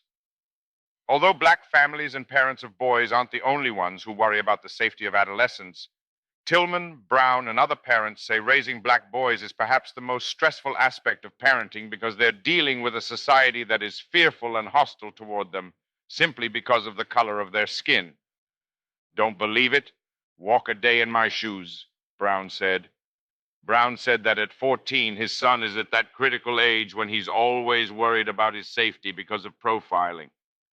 I don't want to scare him or have him paint people with a broad brush, but historically, we black males have been stigmatized as the purveyors of crime, and wherever we are, we're suspect, Brown said. Black parents who don't make that fact clear, he and others said, do it at their son's peril. Any African-American parent not having that conversation is being irresponsible, Brown said. I see this whole thing as an opportunity for us to speak frankly, openly, and honestly about race relations. Gracie Bond Staples, Star-Telegram. When communities resist an influx of Section 8 housing voucher holders from the inner city, say, they are reacting overwhelmingly to behavior. Skin color is a proxy for that behavior. If inner city blacks behaved like Asians, cramming as much knowledge into their kids as they can possibly fit into their skulls, the lingering wariness towards lower income blacks that many Americans unquestionably harbor would disappear. Are there irredeemable racists among Americans? To be sure, they come in all colors, and we should deplore all of them. But the issue of race in the United States is more complex than polite company is usually allowed to express. Heather McDonald, City Journal. Let's talk about the elephant in the room. I'm black, okay? The woman said, declining to be identified because she anticipated backlash due to her race. She leaned in to look a reporter directly in the eyes. There were black boys robbing houses in this neighborhood, she said. That's why George was suspicious of Trayvon Martin. Chris Franciscani, Reuters. In brief, dialectics can be defined as the doctrine of the unity of opposites. This embodies the essence of dialectics, Lenin notes, but it requires explanations and development, that is to say, further discussion. The sublimation, Aufhebung, of Marxism into Leninism is an eventuality that is best grasped crudely. By forging a revolutionary communist politics of broad application, almost entirely divorced from the mature material conditions or advanced social contradictions that had been previously anticipated, Lenin demonstrated that dialectical tension coincided exhaustively with its politicization, and that all reference to a dialectics of nature is no more than retrospective subordination of the scientific domain to a political model. Dialectics are as real as they are made to be. The dialectic begins with political agitation and extends no further than its practical, antagonistic, factional, and coalitional logic. It is the superstructure for itself, or against natural limitation, practically appropriating the political sphere in its broadest graspable extension as a platform for social domination. Everywhere that there is argument, there is an unresolved opportunity to rule. The cathedral incarnates these lessons. It has no need to espouse Leninism or operational communist dialectics because it recognizes nothing else. There is scarcely a fragment of the social superstructure that has escaped dialectical reconstruction through articulate antagonism, polarization, binary structuring, and reversal. Within the academy, the media, even the fine arts, political supersaturation has prevailed, identifying even the most minuscule elements of apprehension with conflictual social critique and egalitarian teleology. Communism is the universal implication. More dialectics is more politics, and more politics means progress or social migration to the left.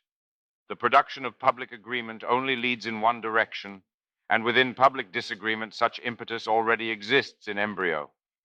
It is only in the absence of agreement and of publicly articulated disagreement, which is to say, in non-dialectics, non-argument, sub-political diversity, or politically uncoordinated initiative, that the right-wing refuge of the economy and civil society more widely is to be found. When no agreement is necessary or coercively demanded, negative or libertarian liberty is still possible, and this non-argumentative other of dialectics is easily formulated, even if in a free society it doesn't need to be. Do your own thing. Quite clearly, this irresponsible and negligent imperative is politically intolerable. It coincides exactly with leftist depression, retrogression, or depoliticization. Nothing cries out more urgently to be argued against. At the opposite extreme lies the dialectical ecstasy of theatrical justice, in which the argumentative structure of legal proceedings is coupled with publicization through the media. Dialectical enthusiasm finds its definitive expression in a courtroom drama that combines lawyers, journalists, community activists, and other agents of the revolutionary superstructure in the production of a show trial. Social contradictions are staged, antagonistic cases articulated, and resolution institutionally expected. This is Hegel for primetime television, and now for the internet. It is the way that the cathedral shares its message with the people.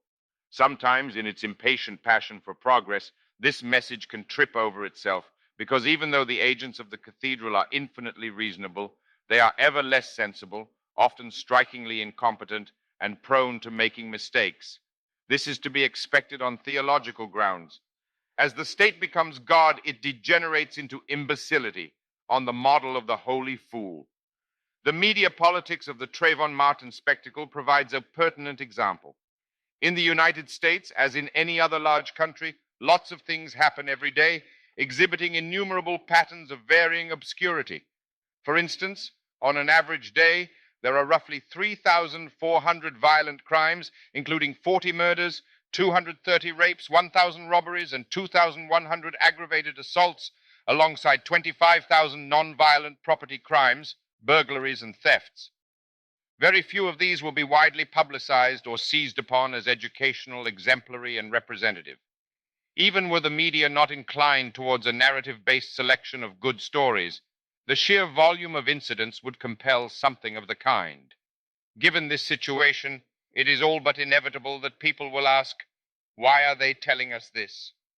Almost everything about the death of Trayvon Martin is controversial, except for media motivation. On that topic, there is near unanimity. The meaning or intended message of the story of the case could scarcely have been more transparent. White racist paranoia makes America dangerous for black people. It would thus rehearse the dialectic of racial terror. Your fear is scary, designed, as always, to convert America's reciprocal social nightmare into a unilateral morality play, allocating legitimate dread exclusively to one side of the country's principal racial divide. It seemed perfect. A malignantly deluded white vigilante guns down an innocent black child, justifying black fear, the talk, whilst exposing white panic as a murderous psychosis. This is a story of such archetypal progressive meaning that it cannot be told too many times. In fact, it was just too good to be true. It soon became evident, however, that media selection, even when reinforced by the celebrity/community activist rage machine, hadn't sufficed to keep the story on script, and both of the main actors were drifting from their assigned roles. If progressively endorsed stereotypes were to be even remotely preserved, vigorous editing would be required. This was especially necessary because certain evil, racist, bigoted readers of the Miami Herald were beginning to forge a narrative-wrecking mental connection between Trayvon Martin and burglary tool. As for the killer, George Zimmerman, the name said it all. He was clearly going to be a hulking, pasty-faced stormtrooper lookalike, hopefully some kind of Christian gun nut, and maybe, if they really hit pay dirt, a militia movement type with a history of homophobia and anti-abortion activism. He started off white, for no obvious reason beyond media incompetence and narrative programming, then found himself transformed into a white Hispanic, a category that seems to have been rapidly innovated on the spot, before gradually shifted through a series of ever more reality-compliant ethnic complications, culminating in the discovery of his Afro-Peruvian great-grandfather. In the heart of the cathedral, it was well into head-scratching time. Here was the great American defendant being prepped for his show trial. The president had pitched in emotionally on behalf of the sacred victim, and the coordinated ground game had been advanced to the simmering brink of race riots when the message began falling apart, to such an extent that it now threatened to decay into an annoyingly irrelevant case of black-on-black violence. It was not only that George Zimmerman had black ancestry, making him simply black by the left's own social constructivist standards. He had also grown up amicably among black people, with 2 African-American girls as part of the household for years, had entered into joint business venture with a black partner. He was a registered Democrat and even some kind of community organizer. So why did Martin die? Was it for carrying iced tea and a bag of Skittles, while black, the media and community activist approved son Obama might have had version? For scoping out burglary targets, the Kluxer racial profiling version? Or for breaking Zimmerman's nose, knocking him over, sitting on top of him, and smashing his head repeatedly against the sidewalk, to be decided in court? Was he a martyr to racial injustice, a low-level social predator, or a human symptom of American urban crisis? The only thing that was really clear when legal proceedings began, beyond the squalid sadness of the episode, was that it was not resolving anything. For a sense of just how disconcertingly the approved lesson had disintegrated by the time Zimmerman was charged with second-degree murder, it is only necessary to read this post by HBD blogger 1STDV, describing the dialectical derangements of the race warrior right.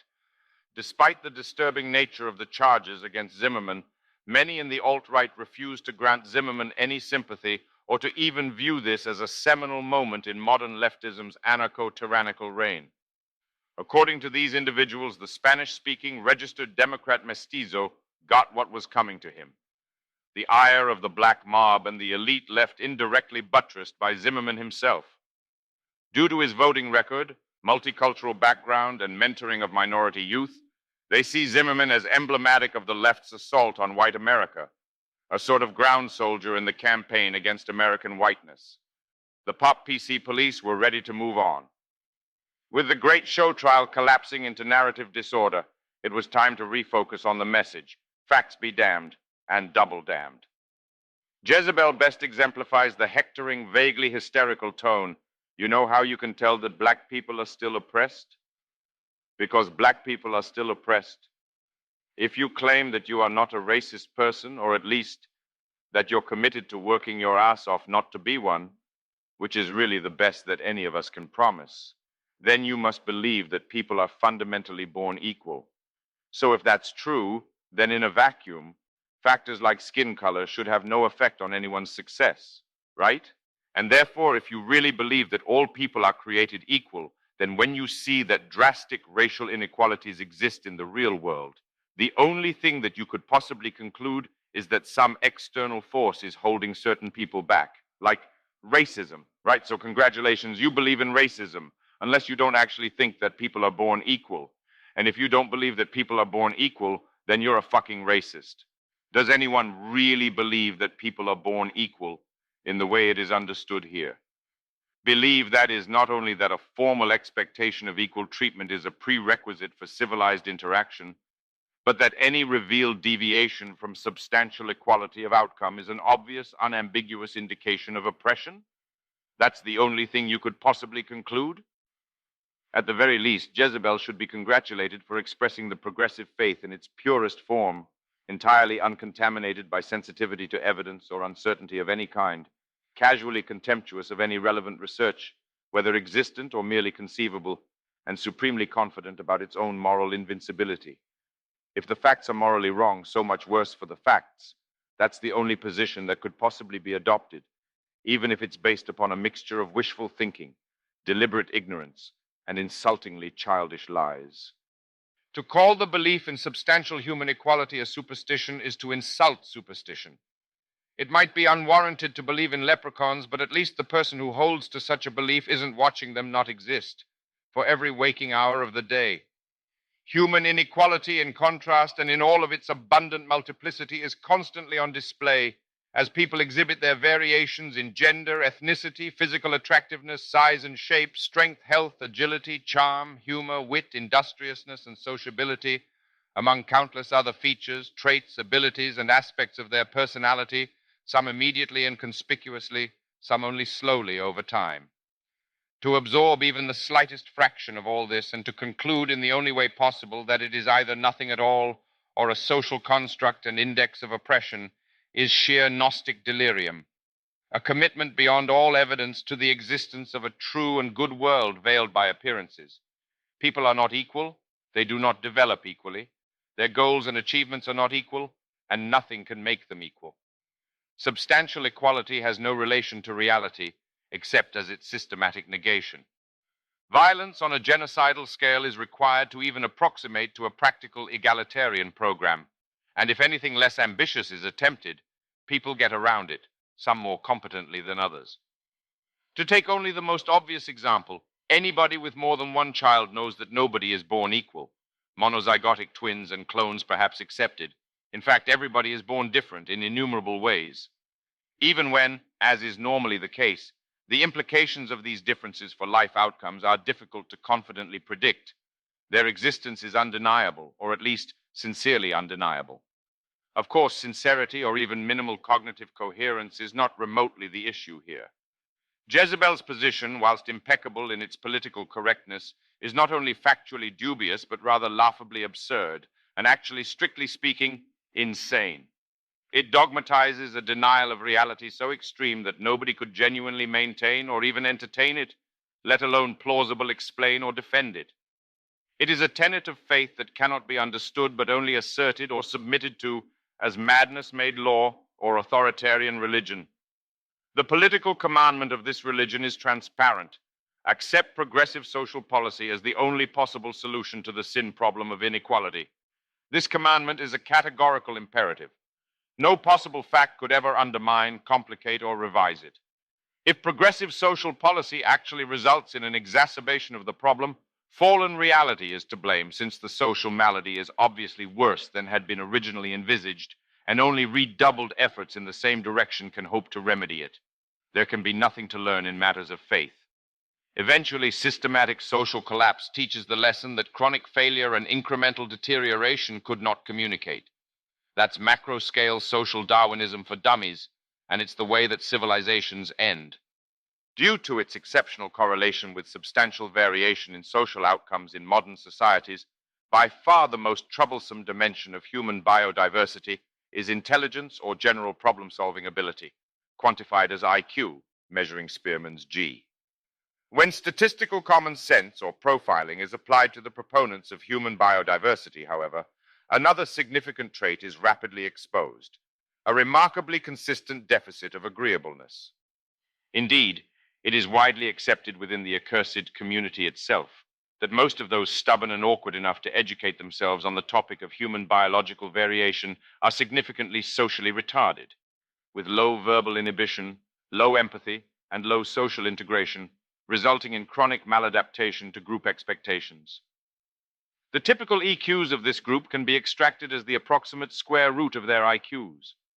Mild autism is typical, sufficient to approach their fellow beings in a spirit of detached, natural scientific curiosity, but not so advanced as to compel total cosmic disengagement. These traits, which they themselves consider, on the basis of copious technical information, to be substantially heritable, have manifest social consequences, reducing employment opportunities, incomes, and even reproductive potential. Despite all the free therapeutic advice available in the progressive environment, this obnoxiousness shows no sign of diminishing and might even be intensifying. As Jezebel shows so clearly, this can only possibly be a sign of structural oppression. Why can't obnoxious people get a break? The history is damning. Sociables have always had it in for the obnoxious, often declining to marry or do business with them, excluding them from group activities and political office, labeling them with slurs, ostracizing and avoiding them. Obnoxiousness has been stigmatized and stereotyped in extremely negative terms, to such an extent that many of the obnoxious have sought out more sensitive labels, such as socially challenged or differently socially abled. Not uncommonly, people have been verbally or even physically assaulted for no other reason than their radical obnoxiousness. Most tragically of all, due to their complete inability to get on with one another, the obnoxious have never been able to politically mobilize against the structural social oppression they face, or to enter into coalitions with their natural allies, such as cynics, debunkers, contrarians, and Tourette syndrome sufferers. Obnoxiousness has yet to be liberated, although it's probable that the internet will help. Consider John Derbyshire's essay in infamy, The Talk, non-black version, focusing initially on its relentless obnoxiousness and attentive to the negative correlation between sociability and objective reason. As Derbyshire notes elsewhere, people are generally incapable of differentiating themselves from group identities, or properly applying statistical generalizations about groups to individual cases, including their own. A rationally indefensible but socially inevitable reification of group profiles is psychologically normal, even human, with the result that noisy, non-specific statistical information is erroneously accepted as a contribution to self-understanding, even when specific information is available. From the perspective of socially autistic, low EQ rational analysis, this is simply mistaken. If an individual has certain characteristics, the fact of belonging to a group that has similar or dissimilar average characteristics is of no relevance whatsoever. Direct and determinate information about the individual is not to any degree enriched by indirect and indeterminate probabilistic information about the groups to which the individual belongs. If an individual's test results are known, for instance, no additional insight is provided by statistical inferences about the test results that might have been expected based on group profiling. An Ashkenazi Jewish moron is no less moronic because he is an Ashkenazi Jew. Elderly Chinese nuns are unlikely to be murderers, but a murderer who happens to be an elderly Chinese nun is neither more nor less murderous than one who is not. This is all extremely obvious to obnoxious people. To normal people, however, it is not obvious at all. In part, this is because rational intelligence is scarce and abnormal among humans, and in part because social intelligence works with what everyone else is thinking, which is to say, with irrational groupish sentiment, meager information, prejudices, stereotypes, and heuristics. Since almost everybody else is taking shortcuts or economizing on reason, it is only rational to react defensively to generalizations that are likely to be reified or inappropriately applied, overriding or substituting for specific perceptions. Anybody who anticipates being predefined through a group identity has an expanded ego investment in that group and the way it is perceived. A generic assessment, however objectively arrived at, will immediately become personal under even quite remotely normal conditions. Obnoxious reason can stubbornly insist that anything average cannot be about you, but the message will not be generally received. Human social intelligence is not built that way. Even supposedly sophisticated commentators blunder repeatedly into the most jarring exhibitions of basic statistical incomprehension without the slightest embarrassment, because embarrassment was designed for something else and for almost exactly the opposite. The failure to understand stereotypes in their scientific or probabilistic application is a functional prerequisite of sociability, since the sole alternative to idiocy in this respect is obnoxiousness. Derbyshire's article is noteworthy because it succeeds in being definitively obnoxious and has been recognized as such, despite the spluttering incoherence of most rejoinders. Among the things that the talk and the counter-talk share is a theatrical structure of pseudo-private conversation designed to be overheard. In both cases, a message that parents are compelled to deliver to their children is staged as the vehicle for a wider social lesson aimed at those who, through action or inaction, have created a world that is intolerably hazardous to them. This form is intrinsically manipulative, making even the original talk a tempting target of parody. In the original, however, a tone of anguished sincerity is engineered through a deliberate performance of innocence or ignorance. Listen, son, I know this will be difficult to understand. Oh, why are they doing this to us? The counter-talk, in stark contrast, melds its micro-social drama with the clinically non-sociable discourse of methodical inquiries in the human sciences, treating populations as fuzzy biogeographical units with quantifiable characteristics, rather than as legal political subjects in communication. It derides innocence and, by implication, the criterion of sociability itself. Agreement, agreeableness count for nothing. The rigorously and redundantly compiled statistics say what they say, and if we cannot live with that, so much the worse for us. Yet even to a reasonably sympathetic or scrupulously obnoxious reading, Derbyshire's article provides grounds for criticism. For instance, and from the beginning, it is notable that the racial reciprocal of non-black Americans is black Americans, not American blacks, the term Derbyshire selects. This reversal of word order, switching nouns and adjectives, quickly settles into a pattern. Does it matter that Derbyshire requests the extension of civility to any individual black rather than to black individuals? It certainly makes a difference. To say that someone is black is to say something about them, but to say that someone is a black is to say who they are. The effect is subtly yet distinctly menacing, and Derbyshire is too well trained algebraically to be excused from noticing it. After all, John Derbyshire is a white sounds equally off, as does any analogous formulation submerging the individual in the genus, to be retrieved as a mere instance or example. The more intellectually substantive aspect of this overreach into gratuitous incivility have been examined by William Salatin and Noah Millman, who make very similar points from the two sides of the liberal-conservative divide. Both writers identify a fissure or methodical incongruity in Derbyshire's article, stemming from its commitment to the micro-social application of macro-social statistical generalizations. Stereotypes, however rigorously confirmed, are essentially inferior to specific knowledge in any concrete social situation because nobody ever encounters a population. As a liberal of problematic standing, Salatin has no choice but to recoil melodramatically from Derbyshire's stomach-turning conclusions, but his reasons for doing so are not consumed by his gastro-emotional crisis. But what exactly is a statistical truth, he asks. It's a probability estimate you might fall back on if you know nothing about a particular individual. It's an ignorant person's weak substitute for knowledge. Derbyshire, with his aspergery attention to the absence of Blackfield's medal winners, is a math nerd who substitutes statistical intelligence for social intelligence. He recommends group calculations instead of taking the trouble to learn about the person standing in front of you. Millman emphasizes the ironic reversal that switches obnoxious social scientific knowledge into imperative ignorance. The race realists like to say that they are the ones who are curious about the world, and the politically correct types are the ones who prefer to ignore ugly reality. But the advice Derbyshire gives to his children encourages them not to be too curious about the world around them, for fear of getting hurt. And as a general rule, that's terrible advice for kids, and not the advice that Derbyshire has followed in his own life. Millman's conclusion is also instructive. So why am I arguing with Derb at all? Well, because he's a friend, and because even lazy, socially irresponsible talk deserves to be refuted, not merely denounced. Is Derbyshire's piece racist? Of course it's racist. His whole point is that it is both rational and morally right for his children to treat black people significantly differently from white people and to fear them.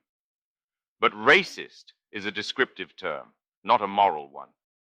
The race realist crowd is strongly convinced of the accuracy of Derbyshire's major premises, and they are not going to be argued out of that conviction by the assertion such conviction is racist, nor honestly should they be. For that reason, I feel it's important to argue that Derbyshire's conclusions do not follow simply from those premises, and are in fact morally incorrect, even if those premises are granted for the sake of argument. Brief intermission. Part 4. C. The Cracker Factory. In a sense, we've come to our nation's capital to cash a check.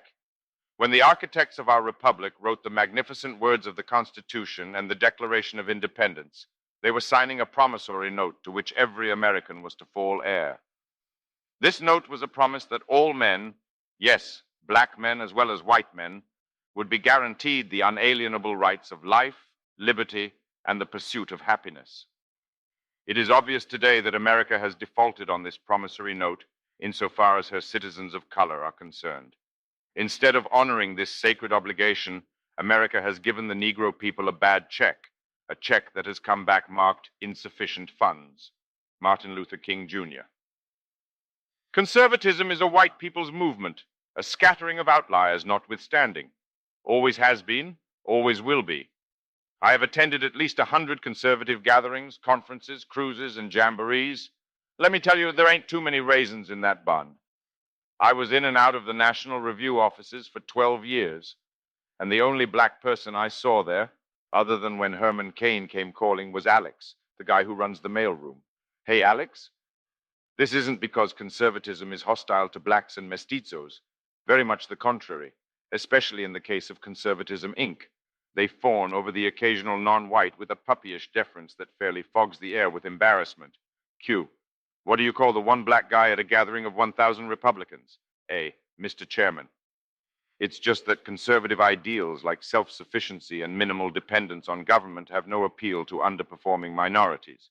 Groups who, in the statistical generality, are short of the attributes that make for group success in a modern commercial nation. Of what use would it be to them to embrace such ideals? They would end up even more decisively pooled at the bottom of society than they are currently.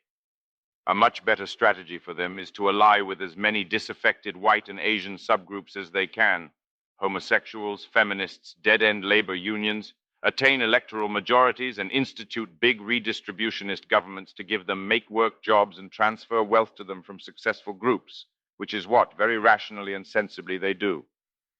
John Derbyshire. Neo-secessionists are all around us, and free speech gives them a cozy blanket of protection. Rick Perry insinuating Texas could secede rather than adhere to the federal health care law, Todd Palin belonging to a political association advocating Alaskan secession, and Sharon Angle talking about Second Amendment remedies to handle disputes with federal authorities are all examples of dangerous secessionist rhetoric permeating through modern discourse. The media focuses our attention at Civil War reenactors and pickup trucks with Confederate flags flying on them. But public figures are influenced as well by academics who struggle to perpetuate a most dangerous brand of revisionism. Practically historical. African Americans are the conscience of our country. Commenter surfed at Walter Russell Mead's blog, edited for spelling. America's racial original sin was foundational, dating back before the birth of the United States to the clearing of Aboriginal peoples by European settlers, and still more saliently, to the institution of chattel slavery. This is the Old Testament history of American black-white relations, set down in a providential narrative of escape from bondage, in which factual documentation and moral exhortation are indissolubly fused. The combination of prolonged and intense social abuse in a pattern set by the Torah recapitulating the primordial moral political myth of the Western tradition, has installed the story of slavery and emancipation as the unsurpassable frame of the American historical experience. Let my people go. Practically Historical, cited above, quotes Lincoln on the Civil War. Yet, if God wills that it continue until all the wealth piled by the bondsman's 250 years of unrequited toil shall be sunk, and until every drop of blood drawn with the lash shall be paid by another drawn with the sword, as was said 3,000 years ago, so still it must be said, the judgments of the Lord are true and righteous altogether. The New Testament of race in America was written in the 1960s, revising and specifying the template. The combination of the Civil Rights Movement, the 1965 Immigration and Nationality Act, and the Republican Southern strategy, appealing to disaffected whites in the states of the old Confederacy, forged a partisan identification between blacks and the Democratic Party that amounted to a liberal progressive rebirth, setting the terms for partisan racial polarization that have endured and even strengthened over subsequent decades. For a progressive movement compromised by a history of systematic eugenicist racism and a Democratic Party traditionally aligned with white Southern obduracy and the Ku Klux Klan, the Civil Rights era presented an opportunity for atonement, ritual purification, and redemption. Reciprocally, for American conservatism and its increasingly directionless Republican Party vehicle, this progression spelt protracted death for reasons that continue to elude it. The idea of America was now inextricable from a vehement renunciation of the past, and even of the present, insofar as the past still shaped it. Only an ever more perfect union could conform to it. At the most superficial level, the broad partisan implications of the new order were unmistakable in a country that was becoming ever more democratic and ever less Republican, with effective sovereignty nationally concentrated in the executive and the moral urgency of activist government installed as a principle of faith. For what had already become the old right, there was no way out or back, because the path backwards crossed the event horizon of the civil rights movement into tracts of political impossibility whose ultimate meaning was slavery. The left thrives on dialectics, the right perishes through them. Insofar as there is a pure logic of politics, it is that. One immediate consequence, repeatedly emphasized by Mencius Moldbug, is that progressivism has no enemies to the left. It recognizes only idealists whose time has not yet come. Factional conflicts on the left are politically dynamic, celebrated for their motive potential.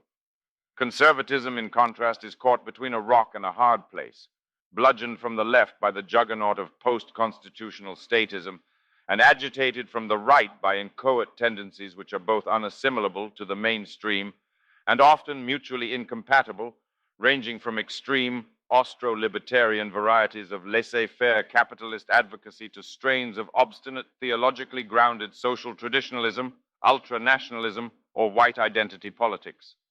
The right has no unity, actual or prospective, and thus has no definition symmetrical to that of the left. It is for this reason that political dialectics, a tautology, ratchets only in one direction, predictably towards state expansion and an increasingly coercive, substantial egalitarian ideal. The right moves to the center, and the center moves to the left. Regardless of mainstream conservative fantasies, liberal progressive mastery of American providence has become uncontestable, dominated by a racial dialectic that absorbs unlimited contradiction, whilst positioning the Afro-American underclass as the incarnate critique of the existing social order, the criterion of emancipation, and the sole path to collective salvation. No alternative structure of historical intelligibility is politically tolerable, or even strictly speaking, imaginable, since resistance to the narrative is un-American, antisocial, and of course racist, serving only to confirm the existence of systematic racial oppression through the symbolic violence manifested in its negation. To argue against it is already to prove it correct, by concretely demonstrating the same benighted forces of social retardation that are being verbally denied. By resisting the demand for orchestrated social re-education, knuckle-dragging bitter clingers only show how much there still is to do. At its most abstract and all-encompassing, the liberal progressive racial dialectic abolishes its outside along with any possibility of principled consistency. It asserts, at one and the same time, that race does not exist, and that its socially constructed pseudo-existence is an instrument of interracial violence. Racial recognition is both mandatory and forbidden. Racial identities are meticulously catalogued for purposes of social remedy, hate crime detection, and disparate impact studies targeting groups for positive discrimination, affirmative action, or diversity promotion, to list these terms in their rough order of historical substitution, even as they are denounced as meaningless by the United Nations, no less, and dismissed as malicious stereotypes corresponding to nothing real. Extreme racial sensitivity and absolute racial desensitization are demanded simultaneously. Race is everything and nothing. There is no way out. Conservatism is dialectically incompetent by definition, and so abjectly clueless that it imagines itself being able to exploit these contradictions, or, in its deluded formulation, liberal cognitive dissonance. The conservatives who triumphantly point out such inconsistencies seem never to have skimmed the output of a contemporary humanities program, in which thick rafts of internally conflicted victimage are lovingly woven out of incompatible grievances, in order to exult in the radical progressive promise of their discordant lamentations. Inconsistency is fuel for the cathedral, demanding activist argumentation and ever-heightened realizations of unity. Integrative public debate always moves things to the left. That might not seem an especially difficult point to grasp, but to understand it is to expose the fundamental futility of mainstream conservatism, and that is in almost nobody's interest, so it will not be understood. Conservatism is incapable of working dialectics or simultaneous contradiction, but that does not prevent it from serving progress. On the contrary, rather than celebrating the power of inconsistency, it stumbles through contradictions, decompressed in succession in the manner of a fossil exhibition and a foil. After standing athwart history yelling "stop" during the civil rights era, and thus banishing itself eternally to racial damnation, the conservative and Republican mainstream reversed course, seizing upon Martin Luther King Jr. as an integral part of its canon, and seeking to harmonize itself with a dream deeply rooted in the American dream. I have a dream that one day this nation will rise up and live out the true meaning of its creed. We hold these truths to be self-evident, that all men are created equal. I have a dream that one day on the red hills of Georgia, the sons of former slaves and the sons of former slave owners will be able to sit down together at the table of brotherhood. I have a dream that one day even the state of Mississippi, a state sweltering with the heat of injustice, sweltering with the heat of oppression, will be transformed into an oasis of freedom and justice. I have a dream that my 4 little children will one day live in a nation where they will not be judged by the color of their skin, but by the content of their character.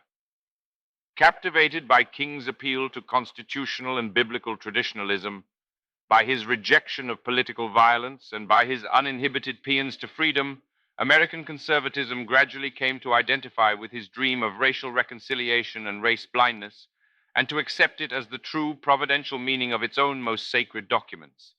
At least this became the mainstream public conservative orthodoxy, even though it was consolidated far too late to neutralize suspicions of insincerity, failed almost entirely to convince the black demographic itself, and would remain open to escalating derision from the left for its empty formalism. So compelling was King's restatement of the American creed that, retrospectively, its triumph over the political mainstream seems simply inevitable.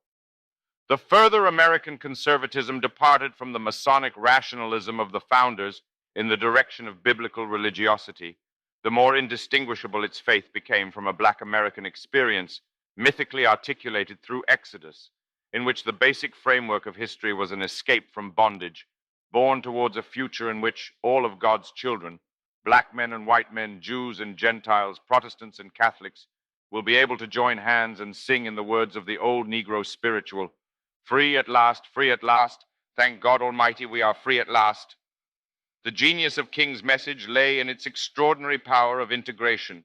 The flight of the Hebrews from Egypt, the American War of Independence, the abolition of chattel slavery in the wake of the American Civil War, and the aspirations of the Civil Rights era were mythically compressed into a single archetypal episode, perfectly consonant with the American creed, and driven forwards not only by irresistible moral force, but even by divine decree. The measure of this integrative genius, however, is the complexity it masters. A century after the joyous daybreak of emancipation from slavery, King declares, "The Negro still is not free." 100 years later, the life of the Negro is still sadly crippled by the manacles of segregation and the chains of discrimination. 100 years later, the Negro lives on a lonely island of poverty in the midst of a vast ocean of material prosperity. 100 years later, the Negro is still languished in the corners of American society and finds himself an exile in his own land. The story of Exodus is exit, the War of Independence is exit, and the emancipation from slavery is exit, especially when this is exemplified by the Underground Railroad and the model of self-liberation, escape, or flight. To be manacled by segregation, chained by discrimination, trapped on a lonely island of poverty, or exiled in one's own land, in contrast, has no relation to exit whatsoever, beyond that which spell-binding metaphor can achieve. There is no exit into social integration and acceptance, equitably distributed prosperity, public participation, or assimilation, but only an aspiration or a dream hostage to fact and fortune.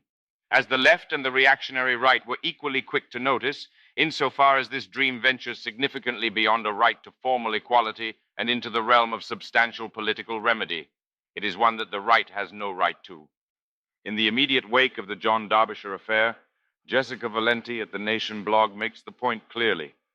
This isn't just about who has written what. It's about the intensely racist policies that are par for the conservative course. Some people would like to believe that racism is just the explicit, said out loud discrimination and hatred that is easily identifiable. It's not. It's also pushing xenophobic policies and supporting systemic inequality. After all, what's more impactful? A singular racist like Derbyshire or Arizona's immigration law? A column or voter suppression? Getting rid of one racist from one publication doesn't change the fact that the conservative agenda is one that disproportionately punishes and discriminates against people of color. So I'm sorry, folks. You don't get to support structural inequality and then give yourself a pat on the back for not being overtly racist. The conservative agenda cannot ever be dreamy, hopeful, and inconsistent enough to escape accusations of racism. That's intrinsic to the way the racial dialectic works.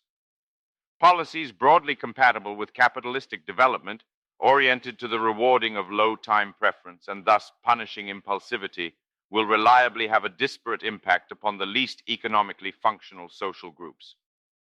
Of course, the dialectic demands that the racial aspect of this disparate impact can and must be strongly emphasized for the purpose of condemning incentives to human capital formation as racist, and at the same time forcefully denied in order to denounce exactly the same observation as racist stereotyping. Anyone who expects conservatives to navigate this double bind with political agility and grace must somehow have missed the late 20th century. For instance, the doomed loser idiots conservatives at the Washington Examiner noticing with alarm that House Democrats received training this week on how to address the issue of race to defend government programs. The prepared content of a Tuesday presentation to the House Democratic Caucus and staff indicates that Democrats will seek to portray apparently neutral free market rhetoric as being charged with racial bias, conscious or unconscious. There are no alternative versions of an ever more perfect union because union is the alternative to alternatives. Searching for where the alternatives might once have been found, where liberty still meant exit, and where dialectics were dissolved in space, leads into a clown house of horrors, fabricated as the shadow or significant other of the cathedral. Since the right never had a unity of its own, it was given one. Call it the Cracker Factory. When James C. Bennett, in the Anglosphere Challenge, sought to identify the principal cultural characteristics of the English-speaking world, the resulting list was generally familiar. It included, besides the language itself, common law traditions, individualism, comparatively high levels of economic and technological openness, and distinctively emphatic reservations about centralized political power. Perhaps the most striking feature, however, was a marked cultural tendency to settle disagreements in space rather than time, opting for territorial schism, separatism, independence, and flight in place of revolutionary transformation within an integrated territory. When Anglophones disagree, they have often sought to dissociate in space. Instead of an integral resolution, regime change, They pursue a plural irresolution through regime division, proliferating polities, localizing power, and diversifying systems of government. Even in its present highly attenuated form, this anti-dialectical, desynthesizing predisposition to social disaggregation finds expression in a stubborn, susurrus hostility to globalist political projects and in a vestigial attraction to federalism in its fictional sense. Splitting or fleeing is all exit and non-recuperable anti-dialectics. It is the basic wellspring of liberty within the Anglophone tradition. If the function of a cracker factory is to block off all the exits, there's only one place to build it, right here. Like hell or Auschwitz, the cracker factory has a simple slogan inscribed upon its gate: escape is racist. That is why the expression white flight, which says exactly the same thing, has never been denounced for its political incorrectness, despite the fact that it draws upon an ethnic statistical generalization of the kind that would, in any other case, provoke paroxysms of outrage.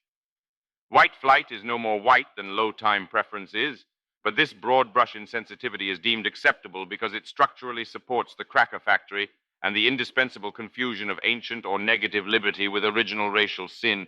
You absolutely definitely mustn't go there, so of course we will next. Part 4D, Odd Marriages. The origins of the word cracker as a term of ethnic derision are distant and obscure. It seems to have already circulated as a slur targeting poor southern whites of predominantly Celtic ancestry in the mid-18th century, derived perhaps from corn cracker or the Scots-Irish crack, banter. The rich semantic complexion of the term, inextricable from the identification of elaborate racial, cultural, and class characteristics, is comparable to that of its unmentionable dusky cousin, the N-word, and draws from the same well of generally recognized but forbidden truths. In particular, and emphatically, it testifies to the illicit truism that people are more excited and animated by their differences than by their commonalities, clinging bitterly or at least tenaciously to their non-uniformity and obstinately resisting the universal categories of enlightened population management. Crackers are grit in the clockwork of progress. The most delectable features of the slur, however, are entirely fortuitous or Kabbalistic. Crackers break codes, safes, organic chemicals, sealed or bonded systems of all kinds with eventual geopolitical implication. They anticipate a crack-up, schism, or secession, confirming their association with the anathematized, disintegrative undercurrent of Anglophone history. No surprise, then, despite the linguistic jumps and glitching, that the figure of the recalcitrant cracker evokes a still unpacified South, insubordinate to the manifest destiny of union. This returns it by short circuit to the most problematic depths of its meaning. Contradictions demand resolution, but cracks can continue to widen, deepen, and spread. According to the cracker ethos, when things can fall apart, it's okay. There's no need to reach agreement when it's possible to split. This cussedness, pursued to its limit, tends to a hillbilly stereotype set in a shack or rusting trailer at the end of an Appalachian mountain path, where all economic transactions are conducted in cash or moonshine, interactions with government agents are conducted across the barrel of a loaded shotgun, and timeless anti-political wisdom is summed in the "don't tread on me" reflex, "get off my porch." Naturally, this disdain for integrative debate, dialectics, is coded within the mainstream of Anglo-centric global history, which is to say Yankee evangelical Puritanism as a deficiency not only of cultural sophistication, but also of basic intelligence, and even the most scrupulous adherent of social constructivist righteousness immediately reverts to hard hereditarian psychometrics when confronted by cracker obstreperousness. To those for whom a broad trend of socio-political progress seems like a simple, incontestable fact, the refusal to recognize anything of the kind is perceived as clear evidence of retardation. Since stereotypes generally have high statistical truth value, it's more than possible that crackers are clustered heavily on the left of the white IQ bell curve, concentrated there by generations of dysgenic pressure. If, as Charles Murray argues, the efficiency of meritocratic selection within American society has steadily risen and conspired with assortative mating to transform class differences into genetic castes, it would be passing strange if the cracker stratum were to be characterized by conspicuous cognitive elevation. Yet some awkwardly intriguing questions intervene at this point as long as one diligently pursues the stereotype. Assortative mating? How can that work when crackers marry their cousins? Oh, yes, there's that. Drawing on population groups beyond the northwestern Hajnal line, traditional cracker kinship patterns are notably atypical of the exogenous Anglo-WASP norm. The tireless HBD chick is the crucial resource on this topic.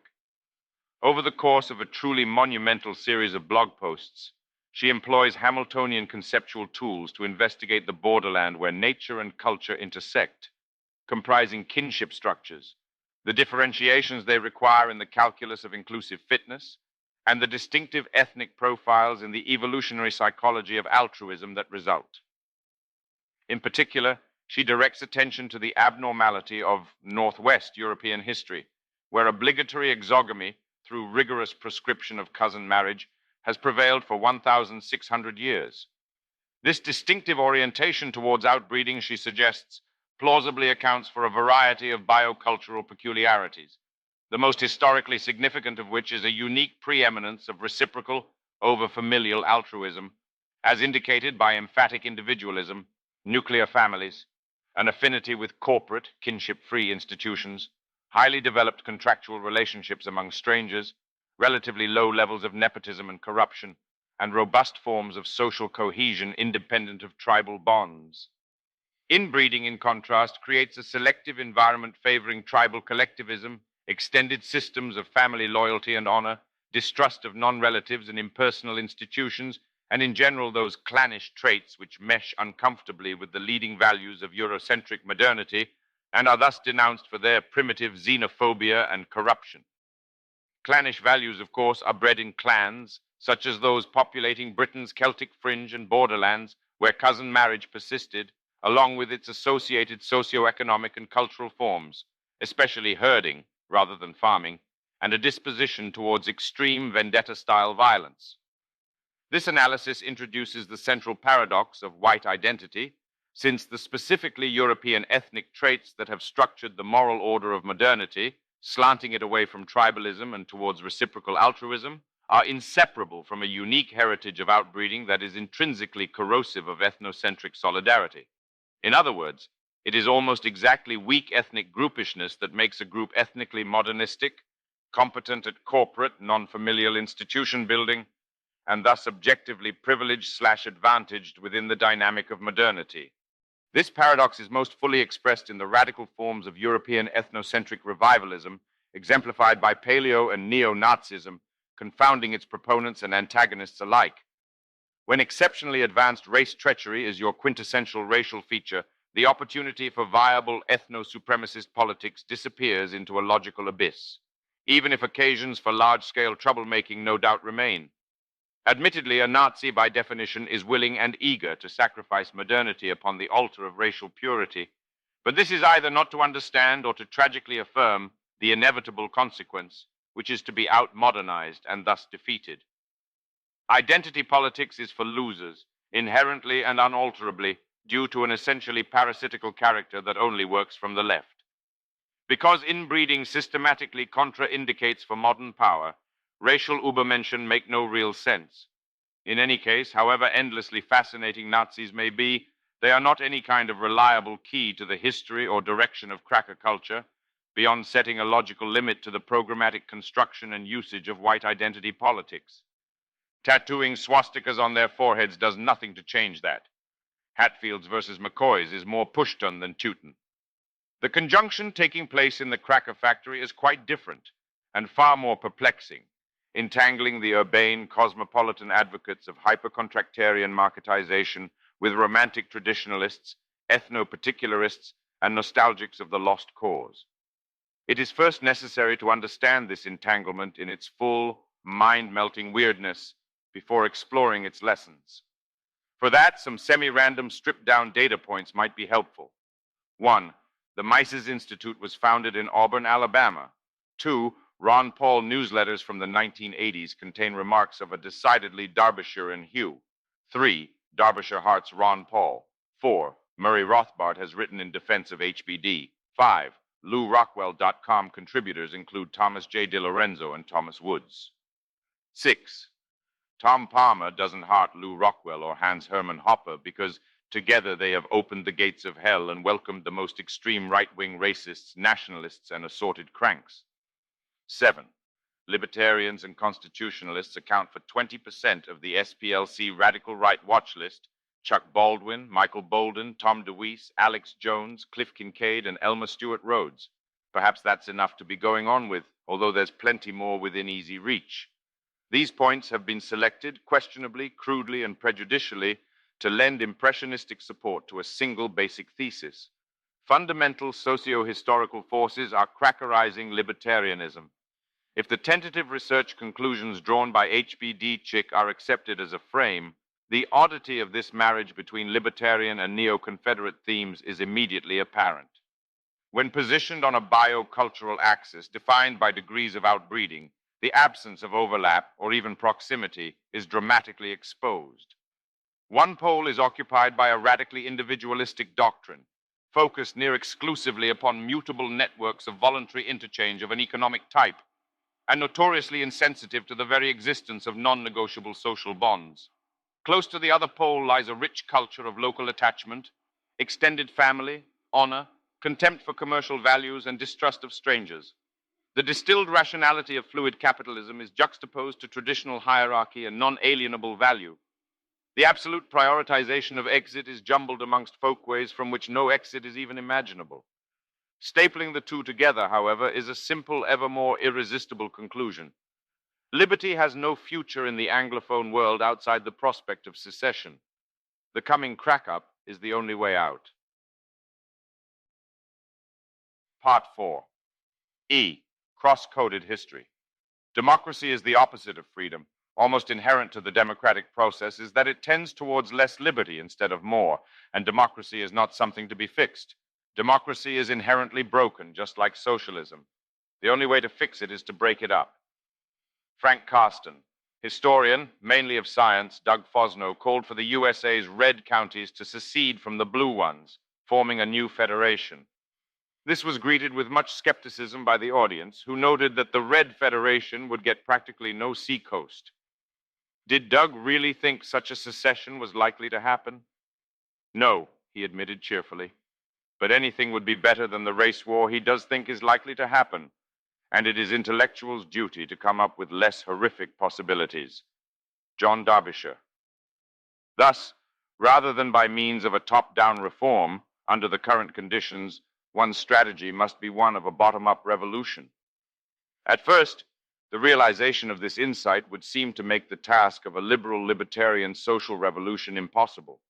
For does this not imply that one would have to persuade a majority of the public to vote for the abolition of democracy and an end to all taxes and legislation? And is this not sheer fantasy, given that the masses are always dull and indolent, and even more so given that democracy, as explained above, promotes moral and intellectual degeneration? How in the world can anyone expect that a majority of an increasingly degenerate people accustomed to the right to vote should ever voluntarily renounce the opportunity of looting other people's property? Put this way, one must admit that the prospect of a social revolution must indeed be regarded as virtually nil. Rather, it is only on second thought, upon regarding secession as an integral part of any bottom-up strategy, that the task of a liberal libertarian revolution appears less than impossible, even if it still remains a daunting one. Hans Hermann Hoppe. Conceived generically, modernity is a social condition defined by an integral trend, summarized as sustained economic growth rates that exceed population increases, and thus mark an escape from normal history, caged within the Malthusian trap. When in the interest of dispassionate appraisal, analysis is restricted to the terms of this basic quantitative pattern, it supports subdivision into the growth, positive and negative components of the trend. Techno-industrial, scientific and commercial contributions to accelerating development on the one hand, and socio-political counter-tendencies towards the capture of economic product by democratically empowered rent-seeking special interests on the other, demosclerosis. What classical liberalism gives, industrial revolution, mature liberalism takes away via the cancerous entitlement state. In abstract geometry, it describes an S-curve of self-limiting runaway. As a drama of liberation, it is a broken promise. Conceived particularly as a singularity or real thing, modernity has ethno-geographical characteristics that complicate and qualify its mathematical purity. It came from somewhere, imposed itself more widely, and brought the world's various peoples into an extraordinary range of novel relations. These relations were characteristically modern, if they involved an overflowing of previous Malthusian limits, enabling capital accumulation and initiating new demographic trends, but they conjoined concrete groups rather than abstract economic functions. At least in appearance, therefore, modernity was something done by people of a certain kind with, and not uncommonly to, or even against other people who were conspicuously unlike them. By the time it was faltering on the fading slope of the S-curve in the early 20th century, resistance to its generic features, capitalistic alienation, had become almost entirely indistinguishable from opposition to its particularity, European imperialism and white supremacy. As an inevitable consequence, the modernistic self-consciousness of the system's ethno-geographical core slid towards racial panic in a process that was only arrested by the rise and immolation of the Third Reich. Given modernity's inherent trend to degeneration or self-cancellation, three broad prospects open. These are not strictly exclusive and are therefore not true alternatives, but for schematic purposes, it is helpful to present them as such. 1. Modernity 2.0. Global modernization is reinvigorated from a new ethno-geographical core, liberated from the degenerate structures of its Eurocentric predecessor, but no doubt confronting long-range trends of an equally mortuary character. This is by far the most encouraging and plausible scenario from a pro-modernist perspective. And if China remains even approximately on its current track, it will be assuredly realized. India, sadly, seems to be too far gone in its native version of demosclerosis to seriously compete. 2. Post-modernity, amounting essentially to a new dark age in which Malthusian limits brutally reimpose themselves. This scenario assumes that modernity 1.0 has so radically globalized its own morbidity that the entire future of the world collapses around it. If the cathedral wins, this is what we have coming. 3. Western Renaissance. To be reborn, it is first necessary to die, so the harder the hard reboot, the better. Comprehensive crisis and disintegration offers the best odds, most realistically as a sub-theme of option number 1. Because competition is good, a pinch of Western Renaissance would spice things up, even if, as is overwhelmingly probable, modernity 2.0 is the world's principal highway to the future. That depends upon the West stopping and reversing pretty much everything it has been doing for over a century, accepting only scientific, technological, and business innovation. It is advisable to maintain rhetorical discipline within a strictly hypothetical mode, because the possibility of any of these things is deeply colored by incredibility. 1. Replacement of representational democracy by constitutional republicanism, or still more extreme anti-political governmental mechanisms. 2. Massive downsizing of government and its rigorous confinement to core functions at most. 3. Restoration of hard money, precious metal coins and bullion deposit notes, and abolition of central banking. 4. Dismantling of state monetary and fiscal discretion, thus abolishing practical macroeconomics and liberating the autonomous or catalactic economy. This point is redundant, since it follows rigorously from 2 and 3 above, but it's the real prize, so worth emphasizing. There's more, which is to say less politics, but it's already absolutely clear that none of this is going to happen short of an existential civilizational cataclysm. Asking politicians to limit their own powers is a non-starter, but nothing less heads even remotely in the right direction. This, however, isn't even the widest or deepest problem. Democracy might begin as a defensible procedural mechanism for limiting government power, but it quickly and inexorably develops into something quite different. A culture of systematic thievery. As soon as politicians have learned to buy political support from the public purse and conditioned electorates to embrace looting and bribery, the democratic process reduces itself to the formation of Mancur-Olson's distributional coalitions, electoral majorities mortared together by common interest in a collectively advantageous pattern of theft. Worse still, since people are on average not very bright, the scale of depredation available to the political establishment far exceeds even the demented sacking that is open to public scrutiny.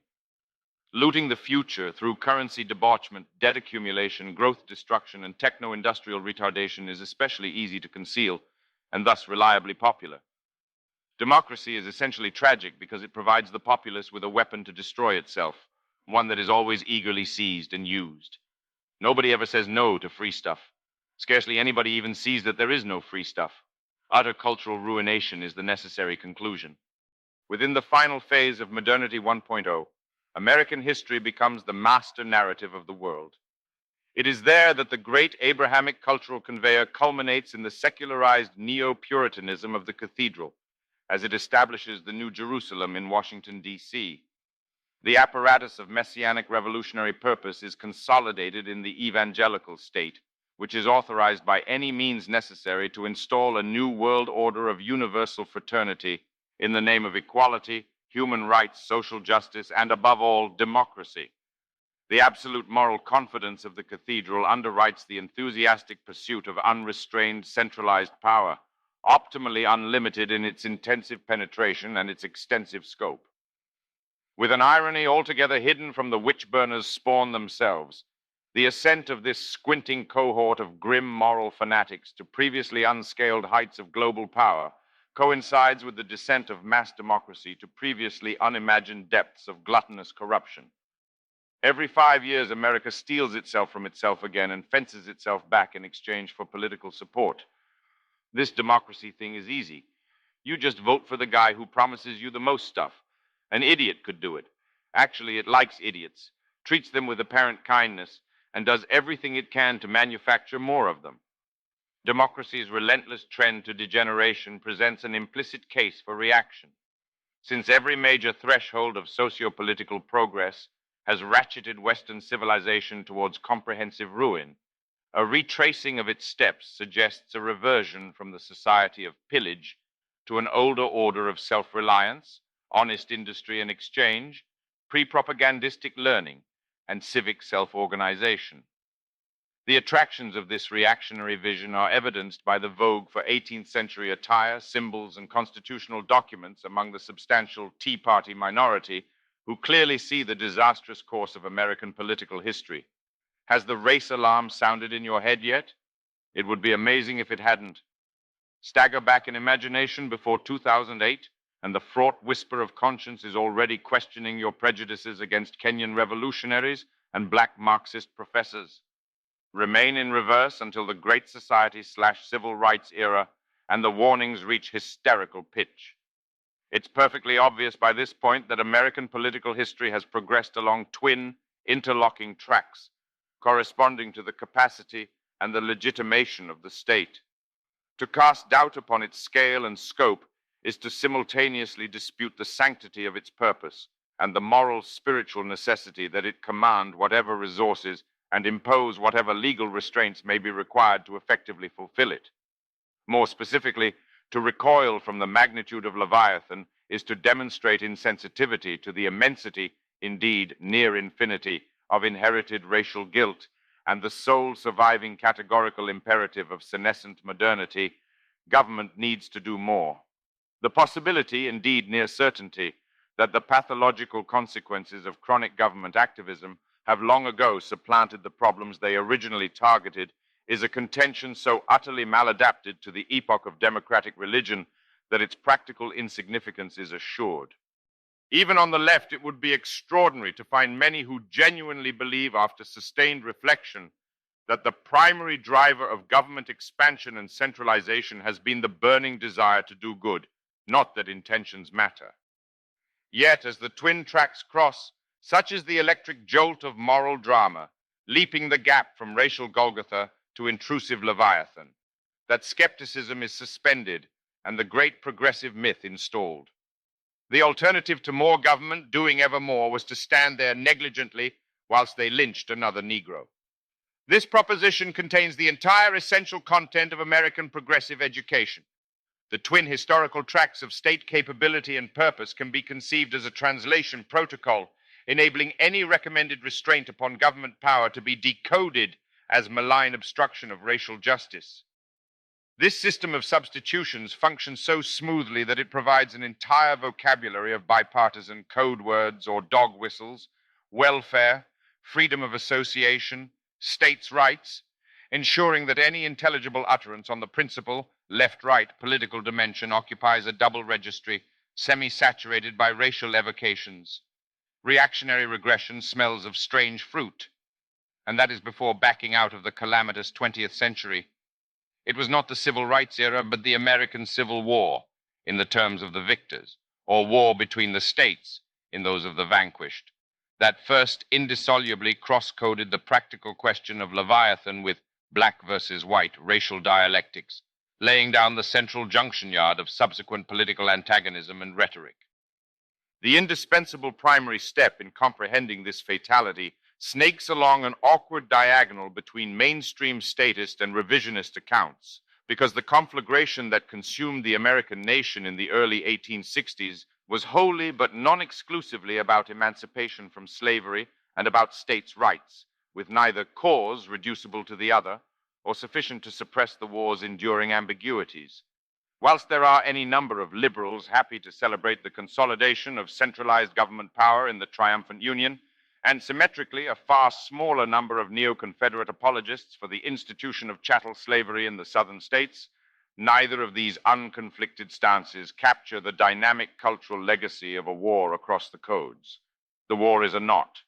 By practically dissociating liberty into emancipation and independence, then hurling each against the other in a half-decade of carnage, blue against gray, it was settled that freedom would be broken on the battlefield, whatever the outcome of the conflict.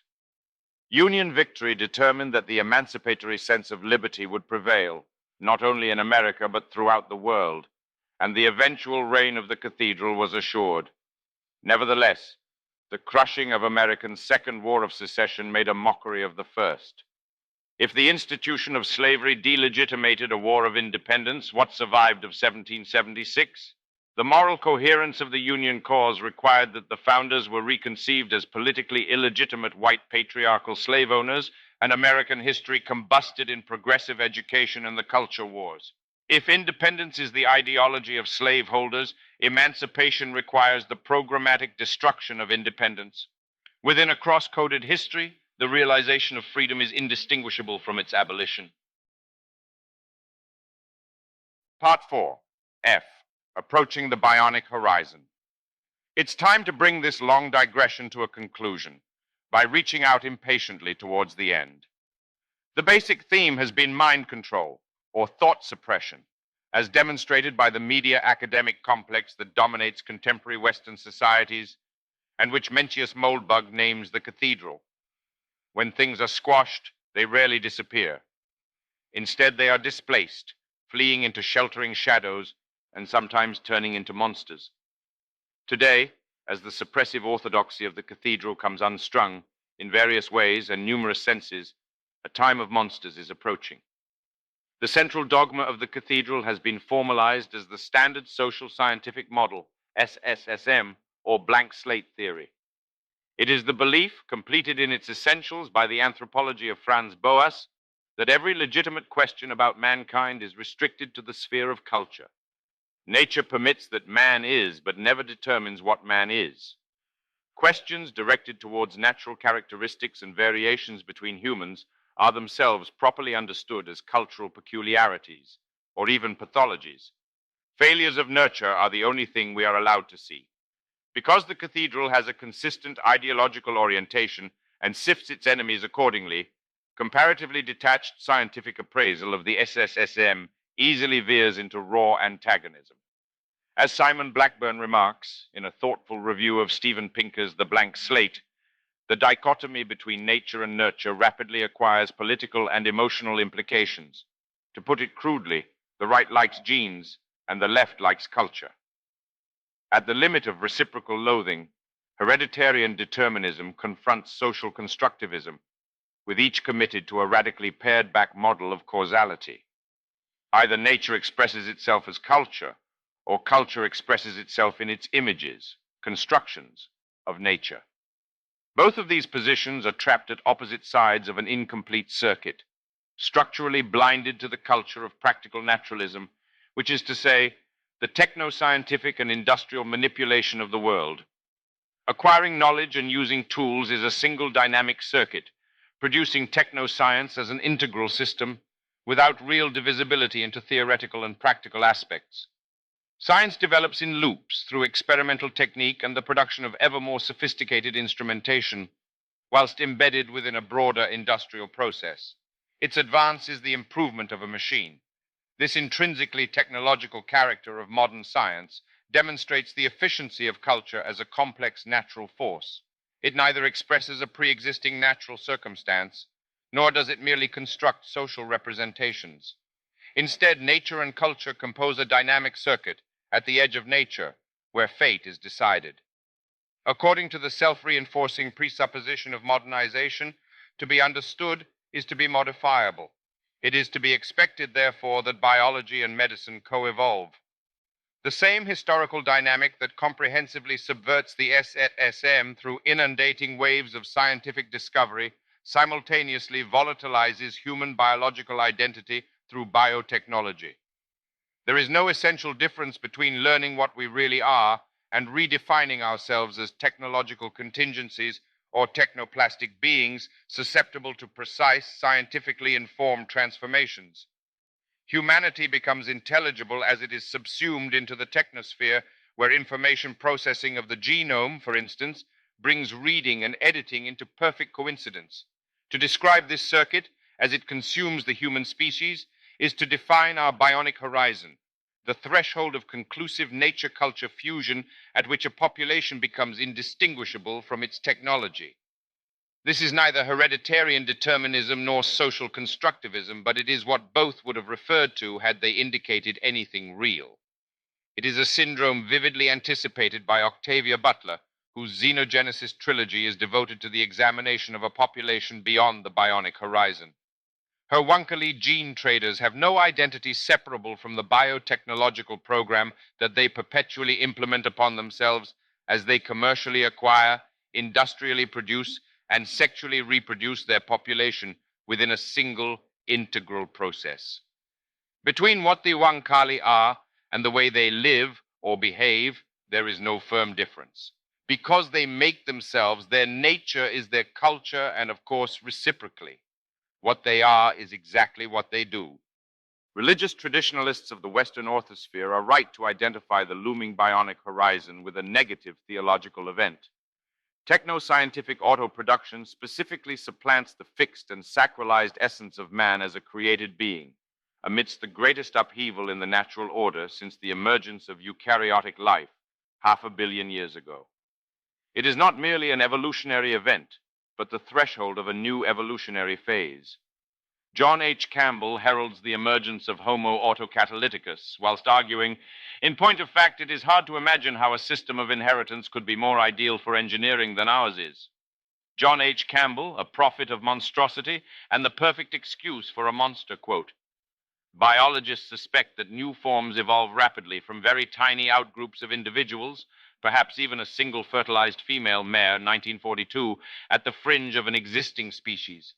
There, the stress of an all but uninhabitable environment, forced inbreeding among isolated family members, introgression of foreign genes from neighboring species, lack of other members of the species to compete against or whatever, promotes a major reorganization of the genomic program, possibly from modest change in gene structure. Nearly all of these transmogrified fragments of species die out, but an occasional one is fortunate enough to fit a new viable niche. It prospers and expands into a new species. Its conversion into a statistically constrained gene pool then stabilizes the species from further evolutionary change. Established species are far more notable for their stasis than change. Even throwing off a new daughter species does not seem to change an existing species. No one denies that species can gradually transform and do so to various extents, but this so-called anagenesis is relatively unimportant compared to geologically sudden major saltation in the generation of novelty. Three implications are important. 1. Most evolutionary change is associated with the origin of new species. 2. Several modes of evolution may operate simultaneously. In this case, the most effective dominates the process. 3. Tiny minorities of individuals do most of the evolving instead of the species as a whole. A second important characteristic of evolution is self-reference, Campbell, 1982. The Cartesian cartoon of an autonomous external environment dictating the form of a species like a cookie cutter cutting stencils from sheets of dough is dead, dead wrong. The species molds its environment as profoundly as the environment evolves the species. In particular, the organisms cause the limiting conditions of the environment over which they compete. Therefore, the genes play two roles in evolution. They are the targets of natural selection, and they also ultimately induce and determine the selection pressures that act upon them. This circular causality overwhelms the mechanical character of evolution. Evolution is dominated by feedback of the evolved activities of organisms on their evolution.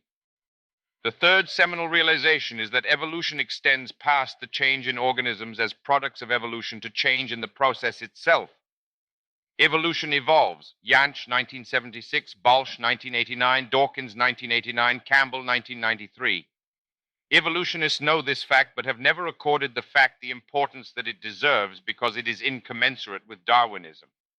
Darwinists, and especially modern neo-Darwinists, equate evolution to the operation of a simple logical principle, one that is prior to biology.